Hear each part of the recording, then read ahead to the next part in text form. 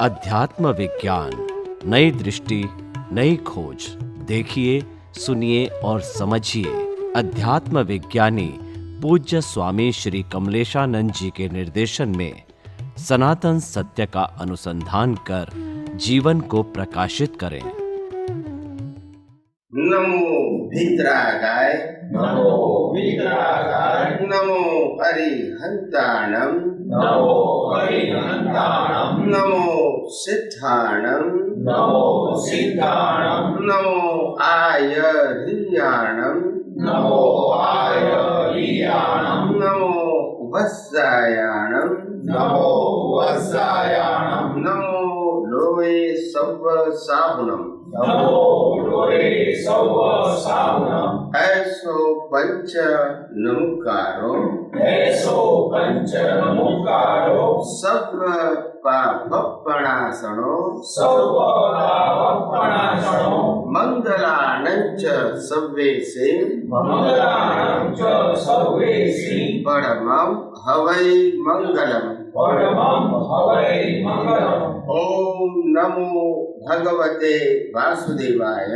ओम नमो भगवते वासुदेवाय, ओम नमः शिवाय, ओम नमः शिवाय, जय सच्चिदानंद। जय सच्चिदानंद। प्रत्यक्ष दादा भगवाननी साक्षीએ प्रत्यक्ष दादा भगवानની સાક્ષીએ વર્તમાને મહાવિદ્ય ક્ષેત્રમાં વિચરતા વર્તમાને મહાવિદ્ય ક્ષેત્રમાં વિચરતા તીર્થંકર ભગવાન શ્રી સિમંદર સ્વામીને તીર્થંકર ભગવાન શ્રી સિમંદર સ્વામીને અત્યંત ભક્તિપૂર્વક નમસ્કાર કરું છું। અત્યંત ભક્તિપૂર્વક નમસ્કાર કરું છું। વાત્સલ્ય મૂર્તિ શ્રી દાદા ભગવાનને વાત્સલ્ય મૂર્તિ શ્રી દાદા ભગવાનને અત્યંત ભક્તિપૂર્વક નમસ્કાર કરું છું। અત્યંત ભક્તિપૂર્વક નમસ્કાર કરું છું। 33 કોટી દેવી દેવતાઓને 33 કોટી દેવી દેવતાઓને અત્યંત ભક્તિપૂર્વક નમસ્કાર કરું છું। અત્યંત ભક્તિપૂર્વક નમસ્કાર કરું છું। વિતરાગ શાસન દેવ દેવીઓને વિતરાગ શાસન દેવ દેવીઓને અત્યંત ભક્તિપૂર્વક નમસ્કાર કરું છું। અત્યંત ભક્તિપૂર્વક નમસ્કાર કરું છું। નિષ્પક્ષપાતી શાસન દેવ દેવીઓને નિષ્પક્ષપાતી શાસન દેવ દેવીઓને અત્યંત ભક્તિપૂર્વક નમસ્કાર કરું છું। અત્યંત ભક્તિપૂર્વક નમસ્કાર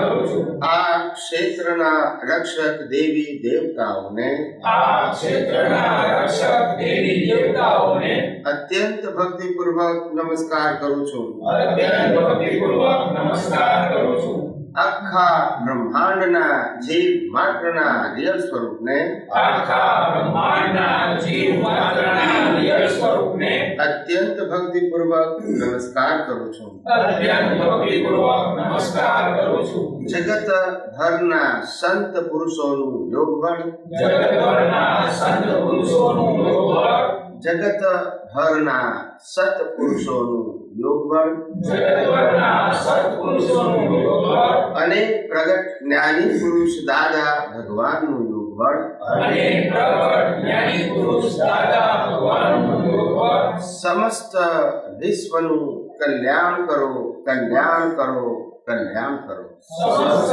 વિશ્વનું કલ્યાણ કરો, કલ્યાણ કરો, કલ્યાણ કરો અને કલ્યાણ કરવાનું નિમિત્ત બનવાની અને કલ્યાણ કરવાનું નિમિત્ત બનવાની હમ સૌ મહાત્માઓને આમ સૌ મહાત્માઓને પરમ શક્તિ આપો, શક્તિ આપો, શક્તિ આપો। પરમ શક્તિ આપો, શક્તિ આપો, શક્તિ આપો।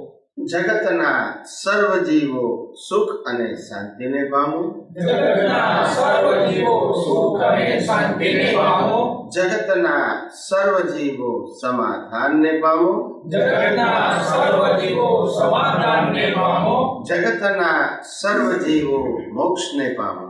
જગતના સર્વ જીવો મોક્ષને પામો। જગત કલ્યાણ હો, જગત કલ્યાણ હો, જગત કલ્યાણ હો, જગત કલ્યાણ હો, જગત કલ્યાણ હો। જગત કલ્યાણ હો।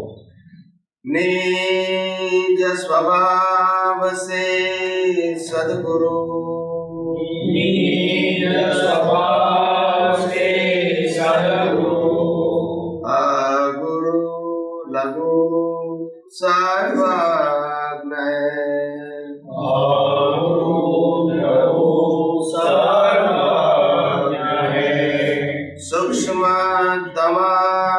सिद्ध परम गुरु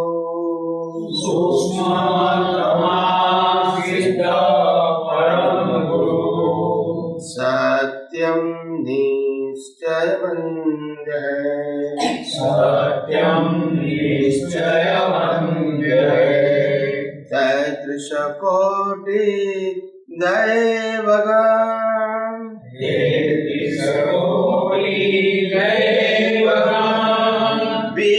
विश्वहितार्थे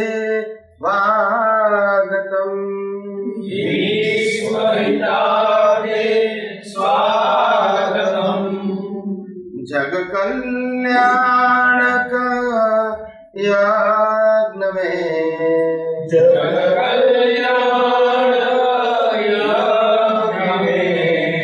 मंगलमय दो आशीषम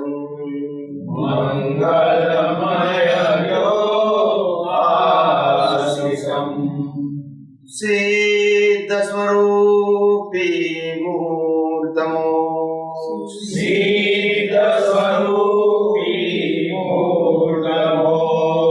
गलती भूल को माफ दो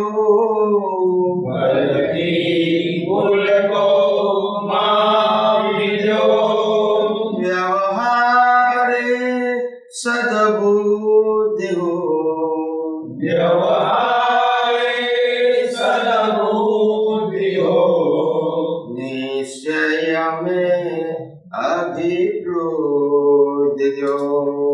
निश्चय में अभिवृद्धि दो जय सच्चिदानंद जय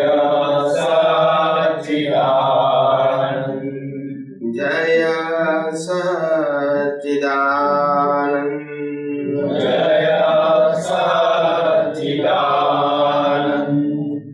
हे श्री पद्मावती माँ हे श्री पद्मावती माँ हे श्री चकेश्वरी माँ हे श्री चकेश्वरी माँ અમે સૌ આપને અત્યંત ભક્તિપૂર્વક નમસ્કાર કરી અમે સૌ આપને અત્યંત ભક્તિપૂર્વક નમસ્કાર કરી અને પ્રાર્થના કરીએ છીએ કે અને પ્રાર્થના કરીએ છીએ કે हम सर्वे महात्माओने हम सर्वे महात्माओने मोक्ष मार्गને લાયક મોક્ષ માર્ગને લાયક અને સહાયક સંજોગો અને સહાયક સંજોગો પ્રાપ્ત થાઓ પ્રાપ્ત થાઓ પ્રાપ્ત થાઓ પ્રાપ્ત થાઓ પ્રાપ્ત થાઓ પ્રાપ્ત થાઓ हे श्री अम्बे माँ हे श्री अम्बे माँ हे श्री भद्रकाली माँ हे श्री भद्रकाली माँ અમે સૌ આપને અત્યંત ભક્તિપૂર્વક નમસ્કાર કરી અમે સૌ આપને અત્યંત ભક્તિપૂર્વક નમસ્કાર કરી અને પ્રાર્થના કરીએ છીએ કે અને પ્રાર્થના કરીએ છીએ કે પ્રાપ્ત મન વચન કાયાથી પ્રાપ્ત મન વચન કાયાથી આ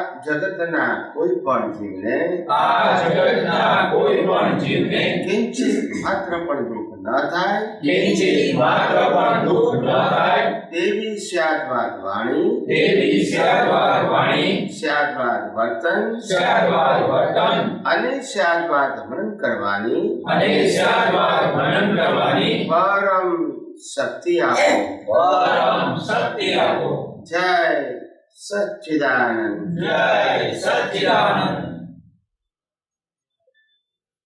જય સચ્ચિદાનંદ જય સચ્ચિદાનંદ જય સચ્ચિદાનંદ જય સચ્ચિદાનંદ જય સચ્ચિદાનંદ બધાના મોબાઈલ હવે સાયલેન્ટ કરી નાખો ક્યાં ઓફ કરી નાખ્યો ક્યાં સાયલેન્ટ બેમાંથી એક ઓપ્શન અને કોઈની રિંગ વાગવી જોઈએ બંધ કરી દો અત્યારે નહીં બરાબર છે પછી સોરી સોરી બોલશો નહીં વાગ્યા પછી સોરી ના બોલ પહેલા કહી દઉં છું કે રિંગ વાગવી જોઈએ નહીં એનું નામ સાયલેન્ટ અથવા તો ઓફ કહેવાય સાયલેન્ટ એટલે પણ રિંગ ના વાગે ઓફ કરો તો પણ રિંગ વાગે નહીં આ બેમાંથી એકે ના કરો તો રિંગ વાગે એટલે પછી સોરી ના બોલશો પહેલા તમને કહું છું અને પેલું આ તો બધું આ સાહેબે કેવું પડે આ બધી ઇન્ફોર્મેશન પહેલા આપી દેવી પડે મારે રેકોર્ડિંગમાં બધું ના આવવું જોઈએ પણ એમને ના આપી હોય મને ખબર હોય ભૂલી જ જાય ખબર છે મને એટલે મારે કેવું જ પડે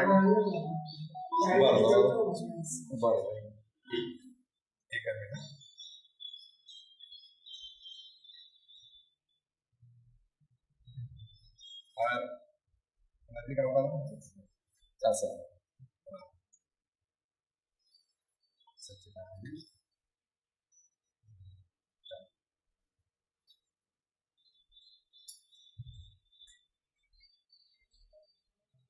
આને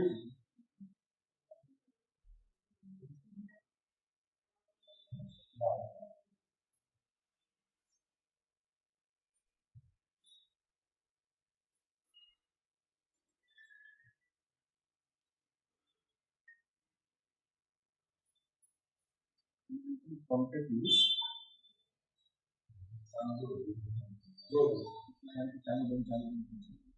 કોન્ટેક્ટ યુઝ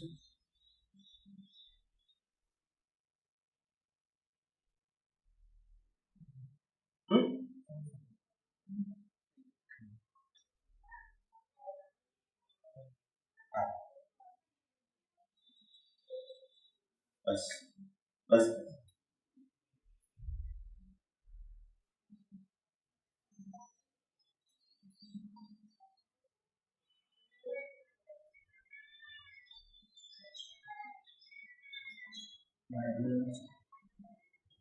અહીંયા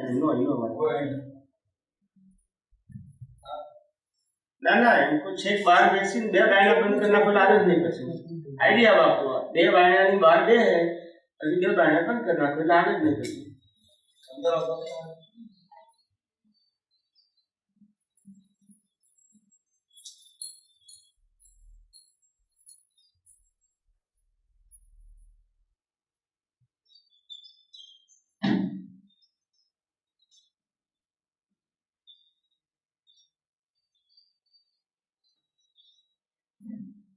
જય સચ્ચિદાનંદ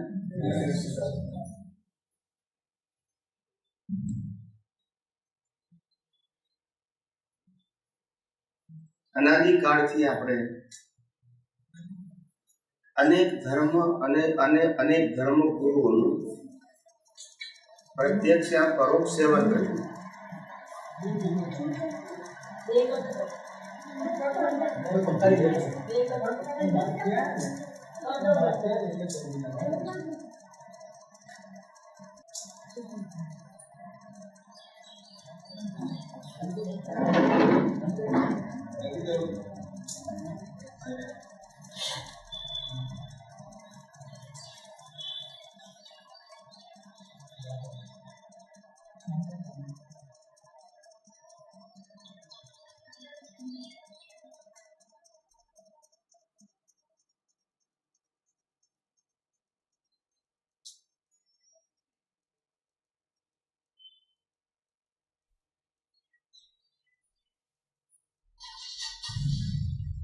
આ જીવે અનંત અવતારથી અનેક ધર્મો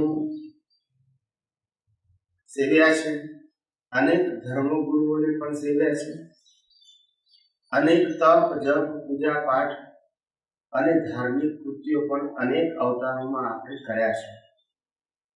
એટલે આ અવતારમાં આપણે એ બધી ક્રિયા કરીએ એ કોઈ નવી વસ્તુ નથી, પણ એટલી વસ્તુ સિદ્ધ થાય છે કે આટલા બધા અવતારોથી ધર્મનું પાલન કર્યું, ધર્મ ગુરુનું પાલન કર્યું અને ધર્મ ગુરુએ કહેલી ક્રિયાનું પાલન કરવા છતાં આપણે અહીંયા છે. એટલે સાબિત થાય છે કે જે માર્ગ મળ્યો તો એ મુક્તિનો નહોતો, આટલું તો સાબિત થાય છે. બોલતા નથી આ કે ના બોલો. આપણે એમ કહેવાય કે H2O થી પાણી થાય અને H2O ભેગા કર્યા વગર પાણી ના થાય તો સિદ્ધાંત ખોટો છે એવું સાબિત થાય કે નહીં? કે કરવું પડે આપણે? સમજાય છે કે નહીં? સિદ્ધાંત હોય તો રિઝલ્ટ આવવું જોઈએ અને રિઝલ્ટ નથી આવતું તો સિદ્ધાંત ખોટો છે. એટલે તમામ ધર્મોની વાત કરું છું. જે ધર્મો અને ધર્મગુરુઓને સેવન કર્યા, તપ જપ પૂજા પાઠ આરતી વગેરે વગેરે કર્યું, છતાંય આપણું અસ્તિત્વ અહીંયા છે, છતાંય આપણે રાગદ્વેષ કરીએ છીએ, છતાંય કસાય કરીએ છીએ. ઇટ મીન્સ આપણે જે માર્ગ મળ્યો છે એનાથી નિર્ગળ નથી આવ્યો એ હકીકત છે. માટે ક્યાં તો માર્ગ સમજાવવામાં કમી છે, ક્યાં તો આપણે સમજવામાં કમી છે. એમાંથી એક જગ્યાએ તો ભૂલ છે. સમજાય છે? એટલે અનાદિકાળથી અનેક ધર્મગુરુઓએ પોતે માર્ગ તો બતાવ્યો, પણ જે ધર્મગુરુઓએ ધર્મના માર્ગ બતાવ્યો મુક્તિ માટે, તે ધર્મગુરુઓ એવું નથી કહેતા માર્ગ બતાવતી વખતે કે હું જે માર્ગ બતાવું છું એનો મને અનુભવ છે એવું કહેતા નથી. હવે જે વ્યક્તિ એવું બોલતી હોય કે મને અનુભવ નથી, તો તમારે કેટલી અપેક્ષા રાખવાની અનુભવ માટે? બોલતા નથી એટલે દાડા એમને નીકળ્યા ને તમારે પણ નીકળે, બરાબર છે ને? બે નું ગાળ ઉચાલે પણ નિવેડો આવે. આવા કેટલાય અવતાર આપણે કાઢ્યા. શું કીધું? કેટલાય અવતાર કાઢ્યા આ રીતે, નિવેડો જ ના આવ્યો, ના ગુરુ નો આવ્યો કે ના શિષ્ય નો આવ્યો, પણ બે ના દાડા નીકળ્યા. સમજાય છે? કારણ કે જે ધર્મગુરુઓ મળ્યા તે બધા બિન અનુભવી હતા મુક્તિના માર્ગ માટે. કયા માર્ગ માટે? ધર્મના માર્ગ માટે નહીં. ધર્મના માર્ગ માટે તો ખબર હતી કે ચોપડીમાં લખ્યું છે એ મારે પાલન કરવાનું છે અને તમને પાલન કરાવવાનું છે. આ તો ચોપડીમાંથી સમજાઈ ગયું, પણ અનુભવનો મુક્તિનો માર્ગ સમજાયો અને પોતાને ના સમજાયો તો બીજાને સમજાઈ શકે ના. એટલે આને કારણે ધર્મના માર્ગો બધા મુક્તિનો માર્ગ કરતા પાપ પુણ્યના માર્ગ બની ગયા. શું બની ગયા? પાપોથી બચો અને પુણ્ય ઉપાર્જન કરો એનો માર્ગ બની ગયો. મુક્તિનો માર્ગ રહ્યો અને તે વ્યક્તિઓના પ્રવચનમાં પણ એમ જ કહેવામાં આવ્યું કે આમ કરવાથી પાપ થાય ને આમ કરવાથી. પણ શું કરવાથી મુક્તિ થાય એ કહ્યું. પણ છતાંય કે મુક્તિ તો આનાથી જ થશે. માર્ગ ભલે ના બતાવે પણ થશે આનાથી. કારણ કે એવું ના કે તો તમે બીજે જતા રહો. ના સમજાય? સમજાય છે કે નહીં? એટલે આવી રીતે બિન અનુભવી પુરુષોના માધ્યમથી પામેલો માર્ગ એ આપણા પાપ પુણ્ય તરીકે જીવતો રહ્યો, પણ મુક્તિના માર્ગે પ્રગતિ કરનારા તરીકે એ માર્ગ આપણામાં જીવતો રહ્યો. એટલે આવા કેટલાય અવતારો કાઢી નાખ્યા, કેટલાય.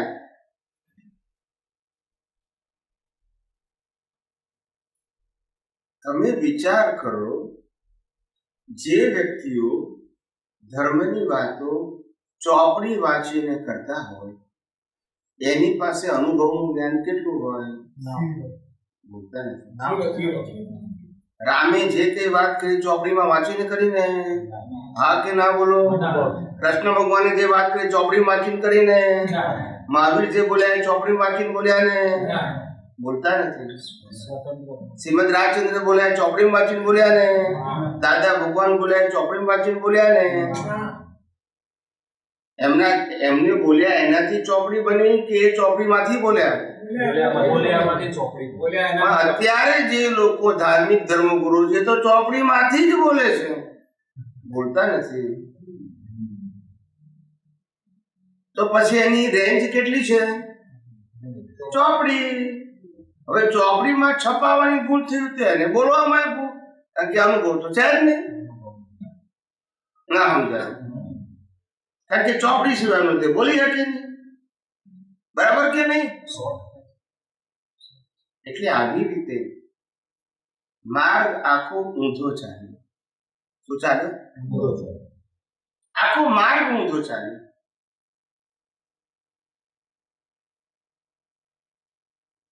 અને સમય સમય એ મહાન પુરુષો સમય જે મહાન પુરુષો અનુભવી પુરુષ તરીકે જન્મે આ ધરતી પર, તે વ્યક્તિઓને જે તે સમયે માસ ઓફ પીપલે સ્વીકાર્યા નહીં. શું ના કર્યું?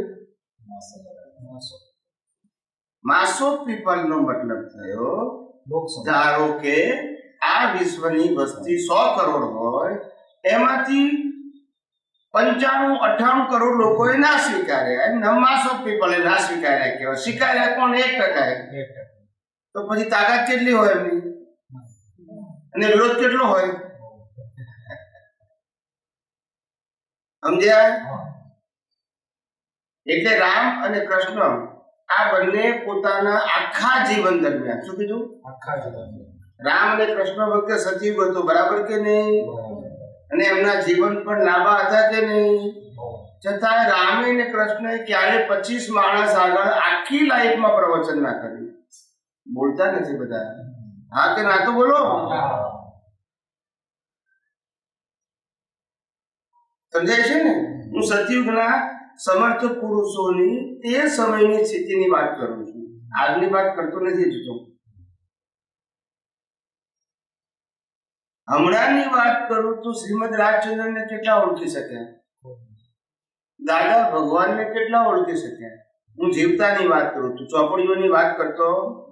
ચોપડીઓમાં તો રામકૃષ્ણ મારી બધાને ઓળખે છે, એવાની વાત નથી કરતો. હું જીવતા ઓળખાયા, એને ઓળખાયા. ગયા પછી તો પરંપરા ચાલવાની જ છે.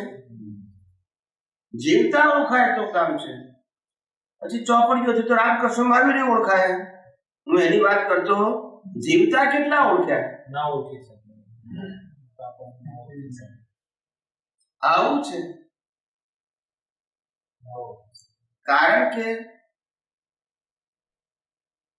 મેજોરિટી લોકોને ધર્મ પ્રત્યે, ધર્મ ગુરુઓ પ્રત્યે અને ધર્મની અંદર સ્થાપેલા ભગવાન, મંદિરો અને મંત્ર પ્રત્યે એટલો અથાગ શ્રદ્ધા છે, અથાગ વિશ્વાસ છે કે એનાથી ઉપર કોઈ જ્ઞાન હોય એ વિચારવા જ તૈયાર નથી. શું કીધું? જે માણસોએ પોતાના અનુભવમાંથી બોલ્યા એ આવા કાળની અંદર અપવાદ હોય. કેવા હોય? એટલે લોકોને ખબર પડે ને કે અનુભવી પુરુષો પણ હોઈ શકે, એવું ખબર જ નથી. અને એ અનુભવી પુરુષોને શેનો અનુભવ છે તે ખબર નથી. આજે દાદા ભગવાને કીધું કે મને અનુભવ થયો 1958 પણ શેનો થયો? તો કે એમને ખબર નથી, આત્માનો અનુભવ થયો. સમજાય છે? આત્માનો અનુભવ થવાનો હોય. આત્માના પ્રકાશમાં જગતના સનાતન સત્યનો અનુભવ થયો. અનુભવ શું થયો એ ખબર નથી બધાને.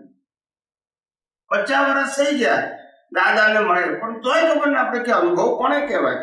એમને એનો અનુભવ થયો હતો કે તે આત્માનો થયો હતો.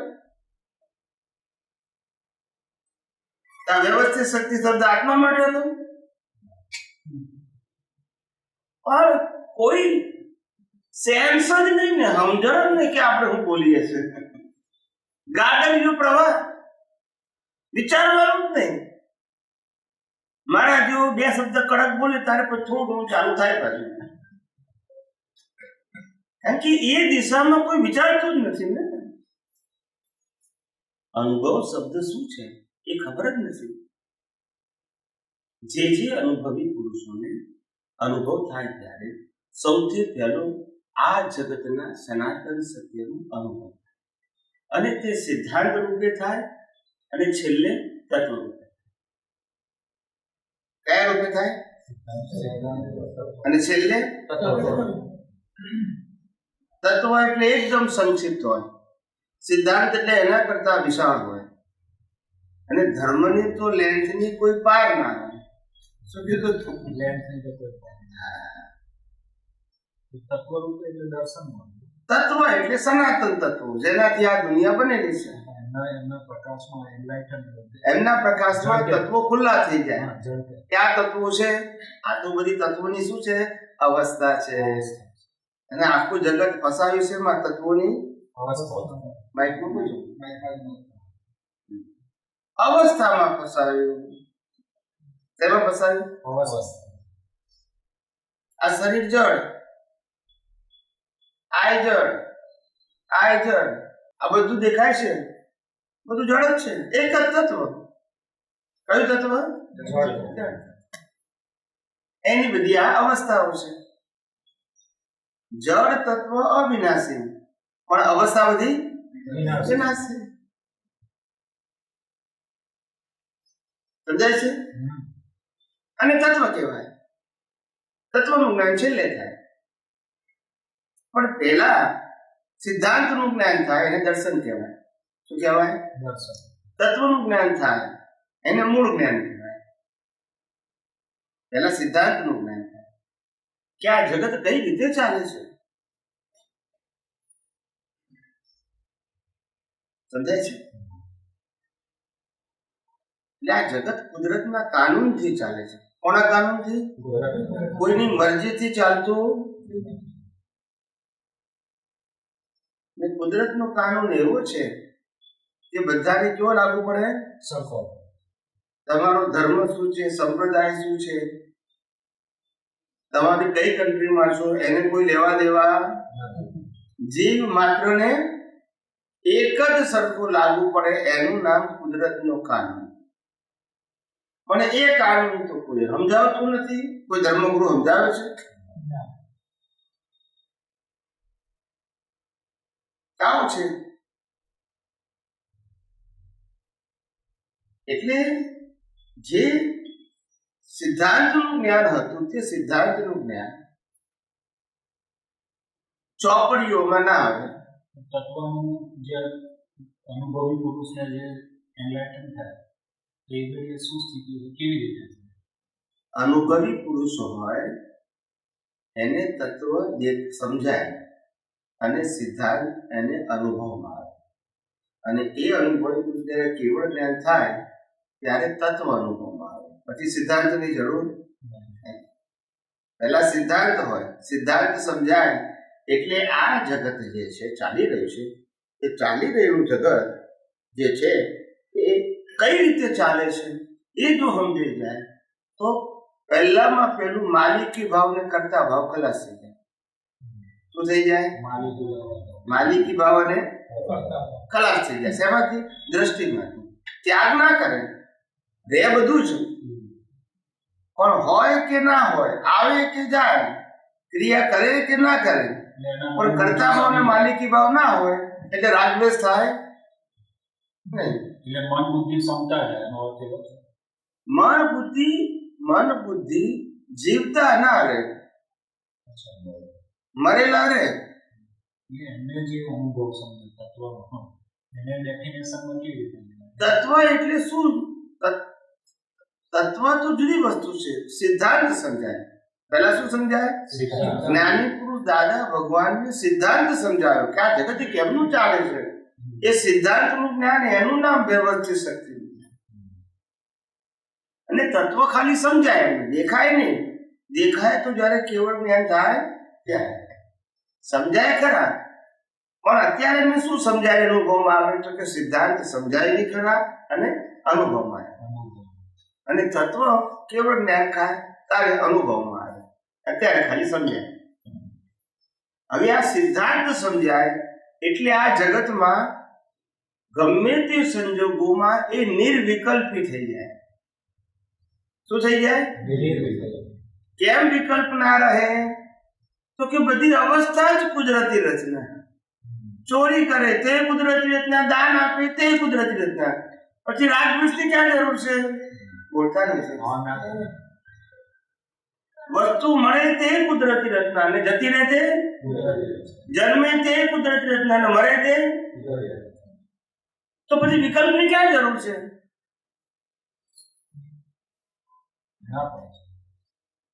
સમજાય છે?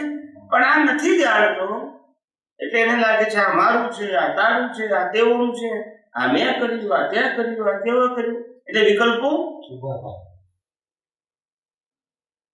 સમજાય છે? ન જાણવાથી વિકલ્પો તત્વ ન જાણવાથી. શું ન જાણવાથી? એટલે તત્વની એટલે સોરી સિદ્ધાંત ના જાણવાથી. તત્વની પણ સિદ્ધાંત ના સમજ્યા. સમજાય છે? એટલે અમે અત્યારે આ સિદ્ધાંત સમજાવીએ છીએ ને તત્વ સમજાવીએ છીએ. તમારે અનુભવ કરવાનો છે સિદ્ધાંત અને તત્વને ખાલી લક્ષમાં રાખવાના. શું રાખવાના? લક્ષમાં. જ્યારે તમારી અંદર અજ્ઞાન ખલાસ થઈ જશે ત્યાર પછી તમને કેવળ જ્ઞાન થાય તે વખતે આ તત્વનો અનુભવ થશે. ત્યાં સુધી સમજાશે ખરા પણ અનુભવ નહીં થાય. કારણ કે આંખોનો પ્રશ્ન નથી. હા, એટલે સિદ્ધાંત તો સમજમાં આવે છે કે કુદરતી રચના. ના, એવું નહીં. કુદરતી રચના એ થોડી. કુદરતી રચના તો રચના બોલે છે, પણ કુદરતી રચનામાં કુદરતી કાનૂન શું? ઓન ધ હોલ પૂરું અંદર શું સ્થિતિમાં પૂરી છે? કુદરતી રચના તો તમે કુદરતી આ બધું દેખાય છે કુદરતી રચના છે એવું ટાઇટલ આપી દીધું, પણ આ કુદરતી રચના કુદરતી કાનૂનથી કામ કરે છે. એ કાનૂન સમજવાનું. એ કાનૂન સમજો તો કુદરતી રચના તરીકે દેખાય. તો મેં કર્યું તે કર્યું એમ જ બોલવાના, એમ જ જોવાના. એટલે એ દેખાય એટલે દ્રષ્ટિમાં આવે એમ. ખાસ તો તારે એટલે મૂળ વસ્તુ દ્રષ્ટિમાં આવે. આજે આપણે કોઈ કરતા દેખાય છે દ્રષ્ટિમાં દેખાય છે ને, દ્રષ્ટિમાં. તો પછી અકર્તા શેમાં દેખાય? દ્રષ્ટિમાં દેખાય. માલિકી પણ દ્રષ્ટિમાં, તો માલિકીથી મુક્ત દશા પણ શેમાં હોય? દ્રષ્ટિમાં જ હોય. બીજે કશે તો હોય નહીં સાહેબ. એટલે આવી રીતે એક એક સિદ્ધાંતો સમજાય અને જેમ જેમ સિદ્ધાંતો સમજાય એમ માણસ નિષ્પક્ષપાતી થાય, નિર્વિકલ્પી થાય, નિર્વિચાર દશા પ્રગટ થાય. ખ્યાલ આવે? માલિકીપણું ને કરતા ભાવ કરતાપણું ખલાસ થઈ જાય. આ જગતમાંથી મોહ ખલાસ થઈ જાય. મન વચન કાયાનો પણ મોહ ના રહે, કારણ કે એ કુદરતી રચના. કારણ કે આ મન વચન કાયા એ તો પંચ મહાભૂતોના બનેલા છે. પૃથ્વી, પાણી, વાયુ, અગ્નિ, આકાશ એ કોના છે? ના છે. એમાં માલિકી કરીને શું કરવાનું? આપણા છે ના, એમને હું સમજવાની વાત કરું છું. થઈ ગયા એ બીજો સબ્જેક્ટ છે, પણ પેલા સમજો તો ખરા કે ખરેખર સમજપૂર્વક આપણે આ મન વચન કાયાના માલિક હોઈ શકીએ ખરા? હું સમજાવવાની વાત કરું છું. પેલા સમજ્યા હોય તો પછી આપણે ધીમે ધીમે અનુભવ આવશે કે ખરેખર આપણે આ નથી. પણ સમજ્યા જ ના હોય તો આપણે કે મન વચન કાયાથી તું મુક્ત છું. અરે આપણે મુક્ત છું એ માનવું કઈ રીતે? એટલે જ્ઞાની પુરુષોએ તમને સિદ્ધાંત સમજાવે ને સિદ્ધાંત એવો સમજાવે કે દુનિયાની કોઈ પણ બુદ્ધિશાળી વ્યક્તિ એક્સેપ્ટ કરે. શું કરે? એક્સેપ્ટ કરે. એની પાસે આર્ગ્યુમેન્ટ ના હોય. શું ના હોય? જેમ આપણે કહીએ કે આ મન વચન કાયાની અવસ્થા માત્ર કુદરતી રચના છે એવું આપણે બોલીએ, પણ આપણે સમજવું કઈ રીતે? સ્વીકારવું કઈ રીતે? એટલે સ્વીકારતા પહેલા સમજવું પડે. શું કરવું પડે? સમજવું કે આ શરીર જે છે, આ શરીરની ડિઝાઇન જે છે બહારની અને અંદરની એ કુદરતે બનાવી છે. કોણે બનાવી? એટલે આપણે કહ્યું કે મનુષ્ય એટલે શું, તો આપણને ખબર છે ડિઝાઇન ફિક્સ જ છે. બોલતા નથી સમજાયું કે નહીં? બરાબર. અત્યારે મનુષ્યની વાત કરું છું. એટલે ફિક્સ છે કે નહીં? હવે બધાની ડિઝાઇન સરખી ક્યારે હોય? માણસ બનાવે તો કુદરત બનાવે તો? માણસ બનાવે તો અલગ અલગ, કોઈને 4 હાથ ને કોઈને 6 હાથ, કોઈને 10 હાથ. મારી મરજી, કારણ કે બનાવવાનું મારે જ છે ને. પણ મરજી ચાલે માટે કીધું કે આ ડિઝાઇન કોની? આ બહારની, અંદરની ડિઝાઇન કોની? એટલે દુનિયાનો કોઈ પણ ડોક્ટર કોઈ પણ બોડીને રિપેરિંગ કરી શકે, કારણ કે ડિઝાઇન કેવી છે? ના, પણ એક જ અલગ અલગ હોય તો એ પ્રકારના માણસ માટે જુદા ડોક્ટર, બી માટે જુદા, સી માટે જુદા, એવું થાય ને? પણ એવું છે એટલે ડિઝાઇન પણ એક જ સરખી, પણ ક્યાં હોય? કુદરતની હોય, મેન મેડ હોય તો સરખી હોય. એટલે પહેલા બહારની ને અંદરની ડિઝાઇન કુદરતની, પછી આ ડિઝાઇન બનાવ્યા, પછી આ હાર્ડ ફોર્મ બનાવ્યું જે આપણે જોઈ શકીએ છીએ. એ પંચ મહાભૂતોનું બનેલું છે. પૃથ્વી, પાણી, વાયુ, અગ્નિ, આકાશ. એ પંચ મહાભૂતો કોના? ડિઝાઇન કુદરતની, પંચમહાભૂતો કુદરતની. હવે આ બોડી તો બની ગયું, હવે એને 100 વર્ષ જીવતું રાખવાનું. એટલે હવા પાણી ખોરાક પણ કોણ આપે? બોલતા નથી. આપણે ખોરાકનું મેન્યુફેક્ચરિંગ કરાય ને, ઘઉં મશીનમાં બને ને, બોલતા નથી. ચોખા ના બને, શાકભાજી બને, હવા ને પાણી બધું કોણ આપે? હવા પાણી ખોરાક કે જે જીવન જીવવા માટે જરૂરી છે એ કોણ આપે? હવે 100 વર્ષ જીવતું તો રાખે છે, પણ 100 વર્ષ જીવતું કેમ રાખે છે આને મશીનને? તો કે છે કર્મ ભોગવવા માટે. શેના માટે? તો કે કર્મ ભોગવવાના સંજોગો પણ કોણ આપશે? આપણને ખબર છે કલાક પછી શું થવાનું છે?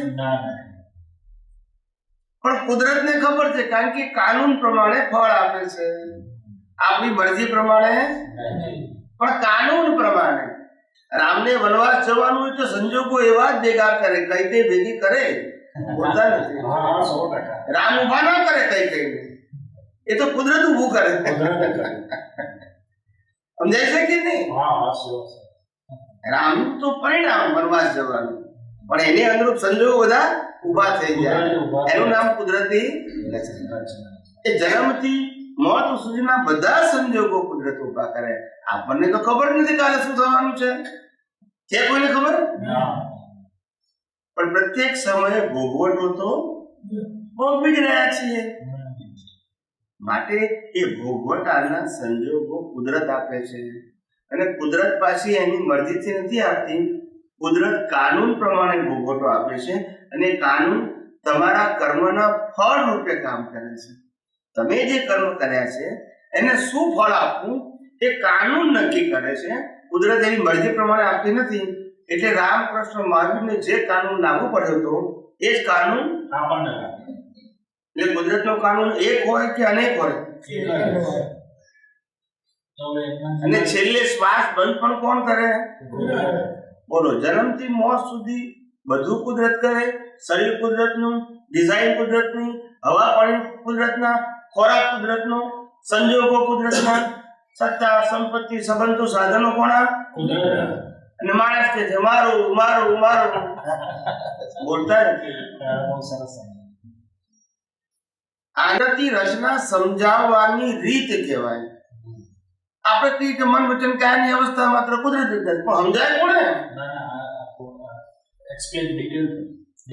એટલે તમને સિદ્ધાંતથી સમજાવવામાં આવે તો જ્ઞાન બેસે ને. રેડીમેડ આન્સર થી શું ખબર પડે?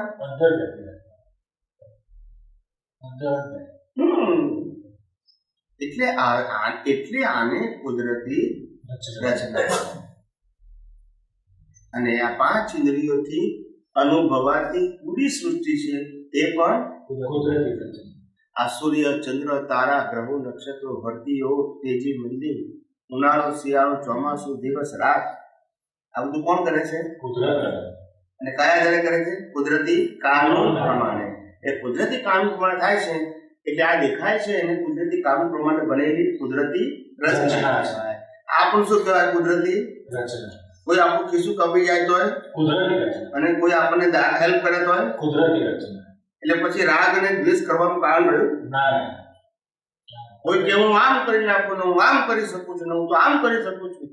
કુદરત કે હમણાં શ્વાસ બંધ કરી પછી કર, બોલતા નથી. ના તું કરતો તો કર ને. આ વસ્તુ કોન્સ્ટન્ટ લાઈફમાં એપ્લિકેબલ કરવા માટે કઈ સ્ટેપ થી જવું? એટલે સ્ટેપનો સવાલ નથી. It is a matter of your vision, અને એપ્લિકેશન થી જ એક્સપિરિયન્સ થાય. વિઝન હોવું જોઈએ, પછી વિઝનનું એપ્લિકેશન હોવું જોઈએ, તો ધીમે ધીમે પરિપક્વતા આવે. માત્ર સાંભળીને કે ગોખીને એ ઉપયોગ કરવો પડે. ઉપયોગ કરવો. શું કરવો પડે? ઉપયોગ કરવો. હા. એટલે જે કઈ ઘટના બને જીવનમાં એને એ રીતે અંદર એપ્લિકેશન કરવું પડે. હા. આ વસ્તુ આ જ્ઞાનને આ ભાઈ જેમ આર્ટિસ્ટ બન્યા તો શરૂઆતમાં આર્ટિસ્ટ બન્યા હશે ત્યારે આટલી માસ્ટરી ના હોય, પણ ચિત્રો દોરતા જાય, ભૂલ સુધારતા જાય, ચિત્રો દોરતા જાય, ભૂલ સુધારતા જાય, ચિત્રો દોરતા જાય, ભૂલ સુધારતા જાય. એમ કરતા કરતા 25-30 વર્ષ થાય એટલે એમ લાગે કે ના હવે મને ખ્યાલ આવ્યો કે ચિત્ર પેઇન્ટિંગ કરવું એટલે શું. એમાં રાઈટ હતો એ પહેલેથી ખબર પડી જાય. દરેક વ્યક્તિને એવું હોય. આ તો ખાલી એક્ઝામ્પલ આપ્યું. એટલે અમારે આ સતત એપ્લાય કરવું પડે. આ તો બાપા 80 વર્ષના હતા અને છોકરો 60 વર્ષનો હતો, અથવા બાપા 60 વર્ષના હતા અને છોકરો 40 વર્ષનો હતો. એ બાપાને પૂછે કે બાપા તમારો અનુભવ કહો. એ બાપાએ અનુભવ કલાકમાં કહી દીધો. છોકરો સમજી જાય ને, ના આનું નામ ભણતર, આનું નામ અલા તું પ્રેક્ટિકલમાં જઈશ તો જ ખબર પડશે. એમ કે કહેવાથી આવડે એને ઇન્ફોર્મેશન કહેવાય. શું કહેવાય? ઇન્ફોર્મેશન અને નોલેજ કહેવાય. એક્સપિરિયન્સ તો જ્યારે પ્રેક્ટિકલ લાઈફમાં જાઓ તો જ ખબર પડે. એટલે આ દ્રષ્ટિ અમારે સતત ને સતત દિવસ રાત આની આ એ સતત યાદ રહે, સતત એપ્લાય થાય એના સ્ટેપ બતાવો ને.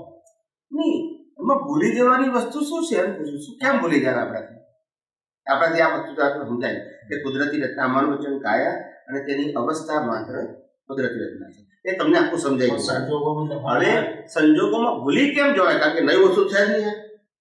દરેક સંજોગોમાં એક જ કુદરતી રચના છે. આ મન વચન કાયાની તો અચ્છા, બહારના સંજોગો એ પણ કુદરતી રચના છે. તો નવું તો છે જ નહીં. દર વખતે નવું નવું હોય તો ભૂલી જઈએ. એક જ પ્રકારનું છે, ખાલી જાગૃતિની જરૂર છે. તો એ અમુક એટલે ઘટના ઘટ્યા પછી જાગૃતિ આવે તો એ એનો છૂટા વાંધો નથી. ચાલો આપણો પછી ખ્યાલમાં આવતો હોય. આપણો પ્રશ્ન જાગૃતિ તે વખતે રહી, જાગૃતિ પહેલા રહી, જાગૃતિ પછી રહી, જાગૃતિ થોડો સમય પછી આવી, એનો વાંધો નહીં. જાગૃતિ રહીને ખબર પડી એમ કરતા કરતા મેચ્યોરિટી આવશે. કશું ચમત્કાર ચમત્કાર ના થાય. પણ એટલે જેટલું સમજ આ પાકી થઈ, જેટલી ડીપ રૂટેડ સમજ થાય તો એપ્લાય થાય ને. તો અંદર જતી રહે. પણ આ અમે વાક્ય બોલ કરી મન વચન કાય કુદરતી રચના. અરે તો એટલે સમજ્યા વગર બોલ્યા ને. હવે આ તો એમને સમજણ હતી એ બોલ્યા, વાક્ય બોલ્યા. એમની સમજણને વાક્યમાં ઢાળ્યું. પણ એ સમજણ ના આવી ને. સમજણ અમારા કેવી રીતે આવે? હું ડોક્ટર થઈ ગયો એવું મેં તમને કીધું. હવે તમને શું સમજણ પડે? ના પડે. બોલતા નથી. હા તો એ ડોક્ટર તમે થઈ જાઓ. ના થવાય. એ તો પ્રશ્ન છે. મેં બોલ્યું કે હું ડોક્ટર થઈ ગયો. હવે તમે વાક્ય પકડી લ્યો. ઘેર બેન તમારી વાઈફને કીધું કે હું ડોક્ટર થઈ ગયો. તમે થઈ જાઓ ને. કારણ કે વાક્ય તો એમ જ બોલો છો ને, બોલતા નથી. દાદા બોલે કે મન વચન કાય કુદરતી રચના. હવે હું બોલું તો બહુ બોલે કે કુદરતી. પણ એ તો અનુભવમાંથી બોલે. તને થયો એટલે હું કેવી રીતે બોલી શકું? એટલે આવું પોપટિયું થઈ ગયું. હા પણ એટલે પોપટિયાને કરડા ડિમોલિશ કરીને પ્રોપર ઉતરે અંદર એ બતાવતા. એટલે આવું થઈ ગયું પોપટિયું જ્ઞાન. આ તો એક શેઠ હતા ને, શેઠ તે એને પોપટ પાડ્યો હતો. હવે શેઠાણીનું બારગામ જોવાનું થયું અઠવાડિયા માટે તીર્થયાત્રાએ. કે પોપટને તો ના લઈ જવાય, ઉડી જાય. એ શેઠ કે આપણે ઘેર મૂકીને જઈશું. પણ ઘેર કેમનું મૂકી દઈએ? ખાઈ પીવે હું કે પાછું ખુલ્લું મૂકે? પણ ખુલ્લું મૂકો તો પાછો જતો રહે. એટલે પછી શેઠે બધા બારી બારણા આ બધું ટાઈટ કરાવી નાખ્યું. અને પછી છતાંય શેઠને થયું કે ભાઈ આવડું મૂકું હવેલી જેવું મકાન છે, ગમે ત્યાંથી કોઈ બિલાડી આવે તો શું થાય? મારી નાખે ને. આપણે તો કોઈ હોય નહીં. એટલે પછી શેઠે પોપટને જ્ઞાન આપ્યું. શું આપ્યું? પાકું કરાયું. બોલ, બિલ્લી આए તો ભાગ જાના, બિલ્લી આए તો ભાગ જાના. તે અઠવાડિયા સુધી પ્રેક્ટિસ કરાવી 108 મણકા પ્રમાણે. શું કીધું? પછી તો પોપટ બોલાવા માંડ્યો, બિલ્લી આए તો ભાગ જાના, બિલ્લી આए તો ભાગ જાના. એટલે શેઠ સમજી ગયા કે હવે જ્ઞાન પાકું થઈ ગયું છે. પછી શેઠ કે હવે જવાબ વાંધો નથી, એને જ્ઞાન મળી ગયું. પછી તો શેઠ ગયા, શેઠાણી ઘર બંધ કરીને ગયા. અને પેલું પાંજરું તો ખુલ્લું મૂક્યું હતું. એટલે પોપટ પાણી પીવે, ખાઈ પીવે, પાછું ઊંઘી જાય. એમ કરતા કરતા 2-3 દિવસ થયા. પછી એક દિવસ બિલાડી આવી. જેવી બિલાડી જોઈ એટલે એ તો પોતે પાંજરામાં છે. કોણ બોલે છે? બિલ્લી આવે તો ભાગ જાના, બિલ્લી આવે તો ભાગ જાના. ના સમજાય? ના સમજાય ને? ના અમારી દશા એવી છે ને. એટલે ભાગવાનું હતું કે બોલવાનું હતું? અમારી દશા એવી છે અત્યારે, એમ કહું છું. એટલે આવું જ્ઞાન આવું થઈ ગયું સાહેબ. શું થઈ ગયું? પટેલ ના ના સમજાવ્યું સાહેબ, ના સમજાવ્યું. જ્ઞાની શું કરે સાહેબ? જ્ઞાની તો તમને જાગૃત કરે. શું કરે? જાગૃત થવું કે નહીં એ તો તમારો પ્રશ્ન છે ને સાહેબ. અમારો પ્રશ્ન તમને જાગૃત કરવા માટે પ્રયત્ન કરીએ, સમજાવીએ, એના ભય સ્થાનો બતાવીએ, પણ અંતે તો આપ હું આવીના સ્વર્ગે કોઈ કોઈ મળી જાય આપણે સ્વર્ગે જઈએ તો આપણે મરવું પડે તો સ્વર્ગે જવાય. કોઈ મળી જાય ને આપણે જઈએ કે તારી જગ્યાએ હું જઉં છું. રસ્તો બતાવો, ચાલવું તો અમારે જ પડે. હા, એટલે આવું ના સમજાવ્યું. એટલે એ જ જ્ઞાન, એ જ વિજ્ઞાન અમે ખાલી પ્રેક્ટિકલ કર્યું. શું છે? વિજ્ઞાન આ દુનિયામાં બે પ્રકારના હોઈ શકે નહીં. જે વિજ્ઞાન રામ વખતે હતું, એ જ કૃષ્ણ વખતે, એ જ મહાવીર વખતે, એ જ પરંપરામાં, એ જ દાદા ભગવાન બોલ્યા, એ જ શ્રીમદ રાજચંદ્ર બોલ્યા, સિમંદર સ્વામી પણ એ જ કહે છે, અને અમે પણ એ જ કરીએ છીએ. વિજ્ઞાન આ જગતમાં બે પ્રકારના હોઈ શકે નહીં.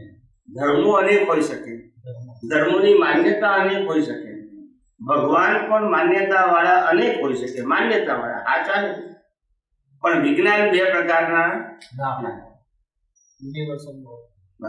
એ વિજ્ઞાન સમજવું એને આધ્યાત્મ વિજ્ઞાન કહે છે.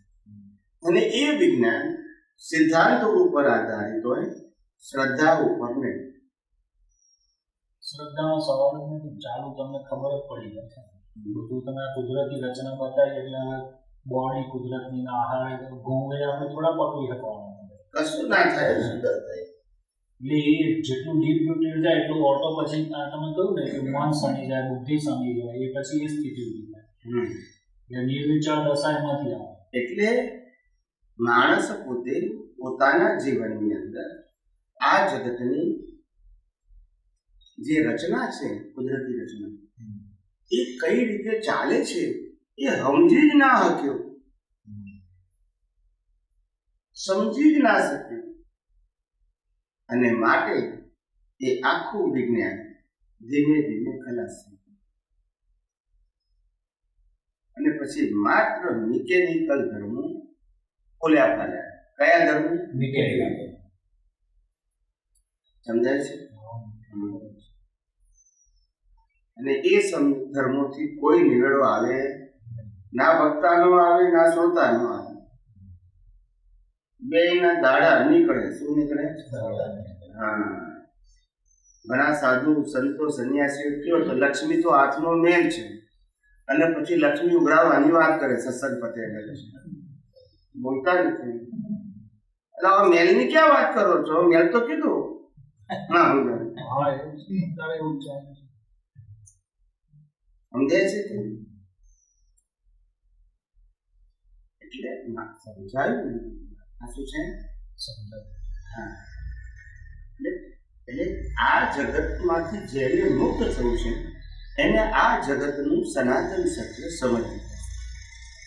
સનાતન સત્ય તત્વરૂપે છે, સનાતન સત્ય એ સિદ્ધાંત રૂપે છે. સનાતન સત્ય ક્રિયા કે વ્યવહાર રૂપે નથી. ને આખું જગત અને જગતના તમામ ધર્મગુરુ ક્રિયા અને વ્યવહારની વાતો કરે છે કે જ્યાં સનાતન સત્ય નથી. હવે કેમનો મેળ પડે સાહેબ? કેમનો મેળ પડે?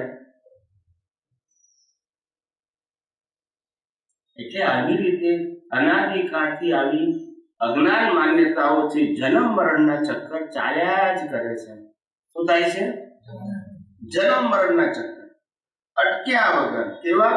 અટક્યા વગર.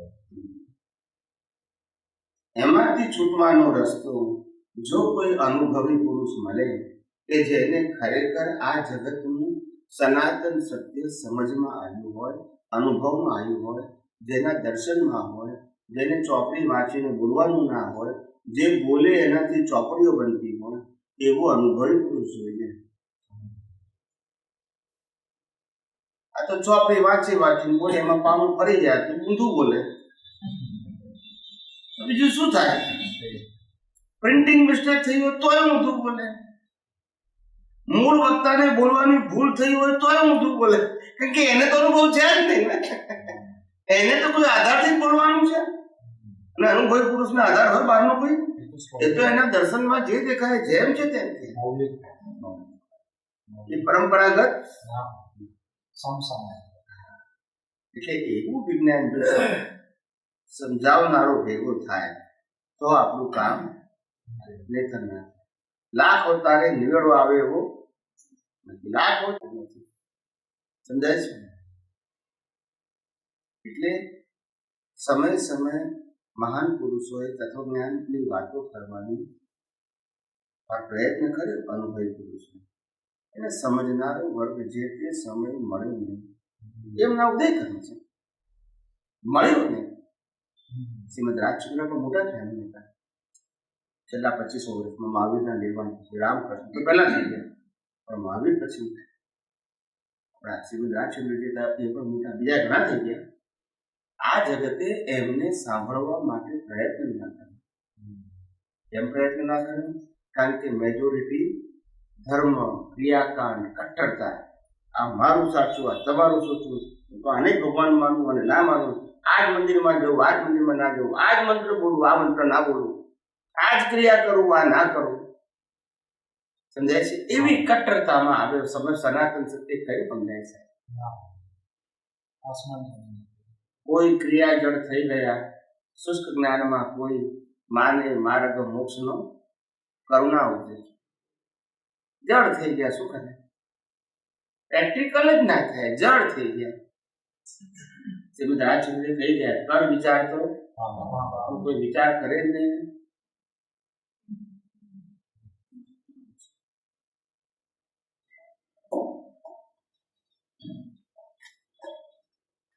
સચ્ચિદાનંદ સ્વામીજી, જય સચ્ચિદાનંદ. મારો એક પ્રશ્ન છે કે મનુષ્ય યોનિમાં આપણે જીવી રહ્યા છીએ અત્યારે, તો કેટલા અવતાર સુધી બંધ પડી શકે? માની લો કે મેં અત્યારે બહુ પાપ કર્મ કર્યા છે, એટલે જેના વગરથી નથી, અને ત્યાં તો માત્ર ભોગવટો જ છે. અથવા માની લો કે મેં બહુ જ પુણ્ય કર્યા છે, તો દેવગતિ નથી, ત્યાં પણ ભોગવટો છે. અને આપતવાણી એમાં મેં એવું વાંચ્યું છે કે દેવગતિમાં માને પેટે જન્મ હોતો નથી. બરાબર છે. દેવગતિમાં બાળપણ હોતું નથી. ના, પ્રશ્ન શું છે બોલો ને? તો કેટલા યોનિ સુધીનો બંધ પડે છે? ના, પણ દેવલોકને ને યોનિને બંને શું નિસ્બત એ ખ્યાલ ના આવે. મારો પ્રશ્ન એટલો જ છે. એટલે મને તમે જે એક્સપ્લેન કર્યું એમાંથી ખબર ના પડે કે પ્રશ્ન શું છે. કારણ કે તમે દેવલોકની વાત કરો કે નરકલોકની વાત કરો કે પશુઓની વાત કરો, પણ એમાં કે ગતિ એ કઈ રીતે તમે એને સેટ કર્યો? એને ગતિ સાથે કેટલી ગતિ સાથે શું નિસ્બત એમ? હું અહીંથી દેવગતિમાં જવું એટલે કેટલી ગતિ કેવી નક્કી થશે? હું નરગતિમાં જવું તો ગતિ કેટલી નક્કી થશે? પણ એમ કહું છું, એ તો એ ગતિની વાત થઈ, પણ કેટલી ગતિ એ તમારો પ્રશ્ન કઈ જગ્યાએ ઉભો છે એમ પૂછું છું. મારો પ્રશ્ન એટલો છે કે મારો દેવયોનીમાં મારો જન્મ થઈ ગયો, ભોગવટો થઈ ગયો, પછી હું મનુષ્ય યોનીમાં કયા કર્મને આધાર આવે? એમ કોને અને ગમે તે બીજી યોનિમાં જાય, પશુ યોનિમાં, નરગતિમાં, દેવલોકમાં, તો પછી અહીંયા પાછો કેમ આવે છે એ મારો પ્રશ્ન છે. એનો જવાબ આપો. અને કેટલા અવતાર સુધી બંધ પડી શકે? ચેન્જ કેવી રીતે થાય છે? બે પ્રશ્ન છે મારા. કઈ વાત નહીં. જય સચ્ચિદાનંદ. હા, જય શ્રી કૃષ્ણ. ના, જવાબ તમારો એકદમ સિમ્પલ છે, કોઈ એવો વાંકો ચૂકો નથી. મારી પ્રેઝન્ટેશન પહેલી વસ્તુ સિદ્ધાંત સમજી લો. હું સિદ્ધાંત કહું ને ત્યારે જીવ માટે લાગુ પડે. સિદ્ધાંત ઇઝ ઇક્વલ ટુ કુદરતનો કાનૂન. મારો તમારો ધર્મગુરુઓનો કે નહીં, અને રામકૃષ્ણ મહાવીરનો પણ નહીં. હું જયારે કહું ને કે સિદ્ધાંત, ત્યારે કુદરતનો કાનૂન સમજી લેવો, પછી એમાં રામકૃષ્ણ મહાવીર પણ આવે નહીં. એ લોકોને એ જ કાનૂન લાગુ પડે.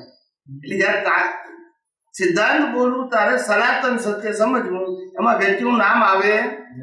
બરાબર છે? ઓકે. હવે કુદરતનો કાનૂન એવો છે કે કોઈ પણ મનુષ્ય, બિલકુલ ધ્યાનથી સાંભળજો, કોઈ પણ મનુષ્ય ભાવમાં ઓછામાં ઓછું એક બર્થનો કર્મ બાંધી શકે. એક જન્મનો ઓછામાં ઓછું. બરાબર ધ્યાનથી સાંભળજો, ગોટાળો ના કરશો. મનુષ્ય ભાવમાં મનુષ્ય ઓછામાં ઓછું એક ભાવનું કર્મ બાંધી શકે, વધારેમાં વધારે 8 ભાવના કર્મ બાંધી શકે. આ પહેલું સ્ટેટમેન્ટ. ઓછામાં ઓછું અને વધારેમાં વધારે. પછી એક પછી બે બાંધી શકે, ત્રણે બાંધી શકે, ચારે બાંધી શકે, પાંચે, 6, 7 અને વધારે ભવના કર્મ એક ભવમાં બાંધી શકે. સમજી ગયા? ઓકે. હવે જેટલા અવતારના કર્મ બાંધ્યા હોય મનુષ્ય ભવમાં, દાખલા તરીકે મેં મનુષ્ય ભવમાં 4 ભવના કર્મ બાંધ્યા, તો ચોથો ભવ મનુષ્યનો જ હોય. મેં 8 ભવના બાંધ્યા તો 8મો ભવ મનુષ્યનો જ હોય. મેં એક ભવનો બાંધ્યો તો નેક્સ્ટ બર્થ મનુષ્યનો જ હોય. એટલે મનુષ્ય સિવાયના જે કર્મ બાંધ્યા હોય, ધારો કે મેં 8 કર્મ બાંધ્યા તો 7 કર્મ મનુષ્ય ભવ સિવાયના જ હોય. અને છેલ્લો કયો હોય? એટલે પાછું અહીંયા કઈ રીતે પાછા આવવાનો પ્રશ્ન આવે?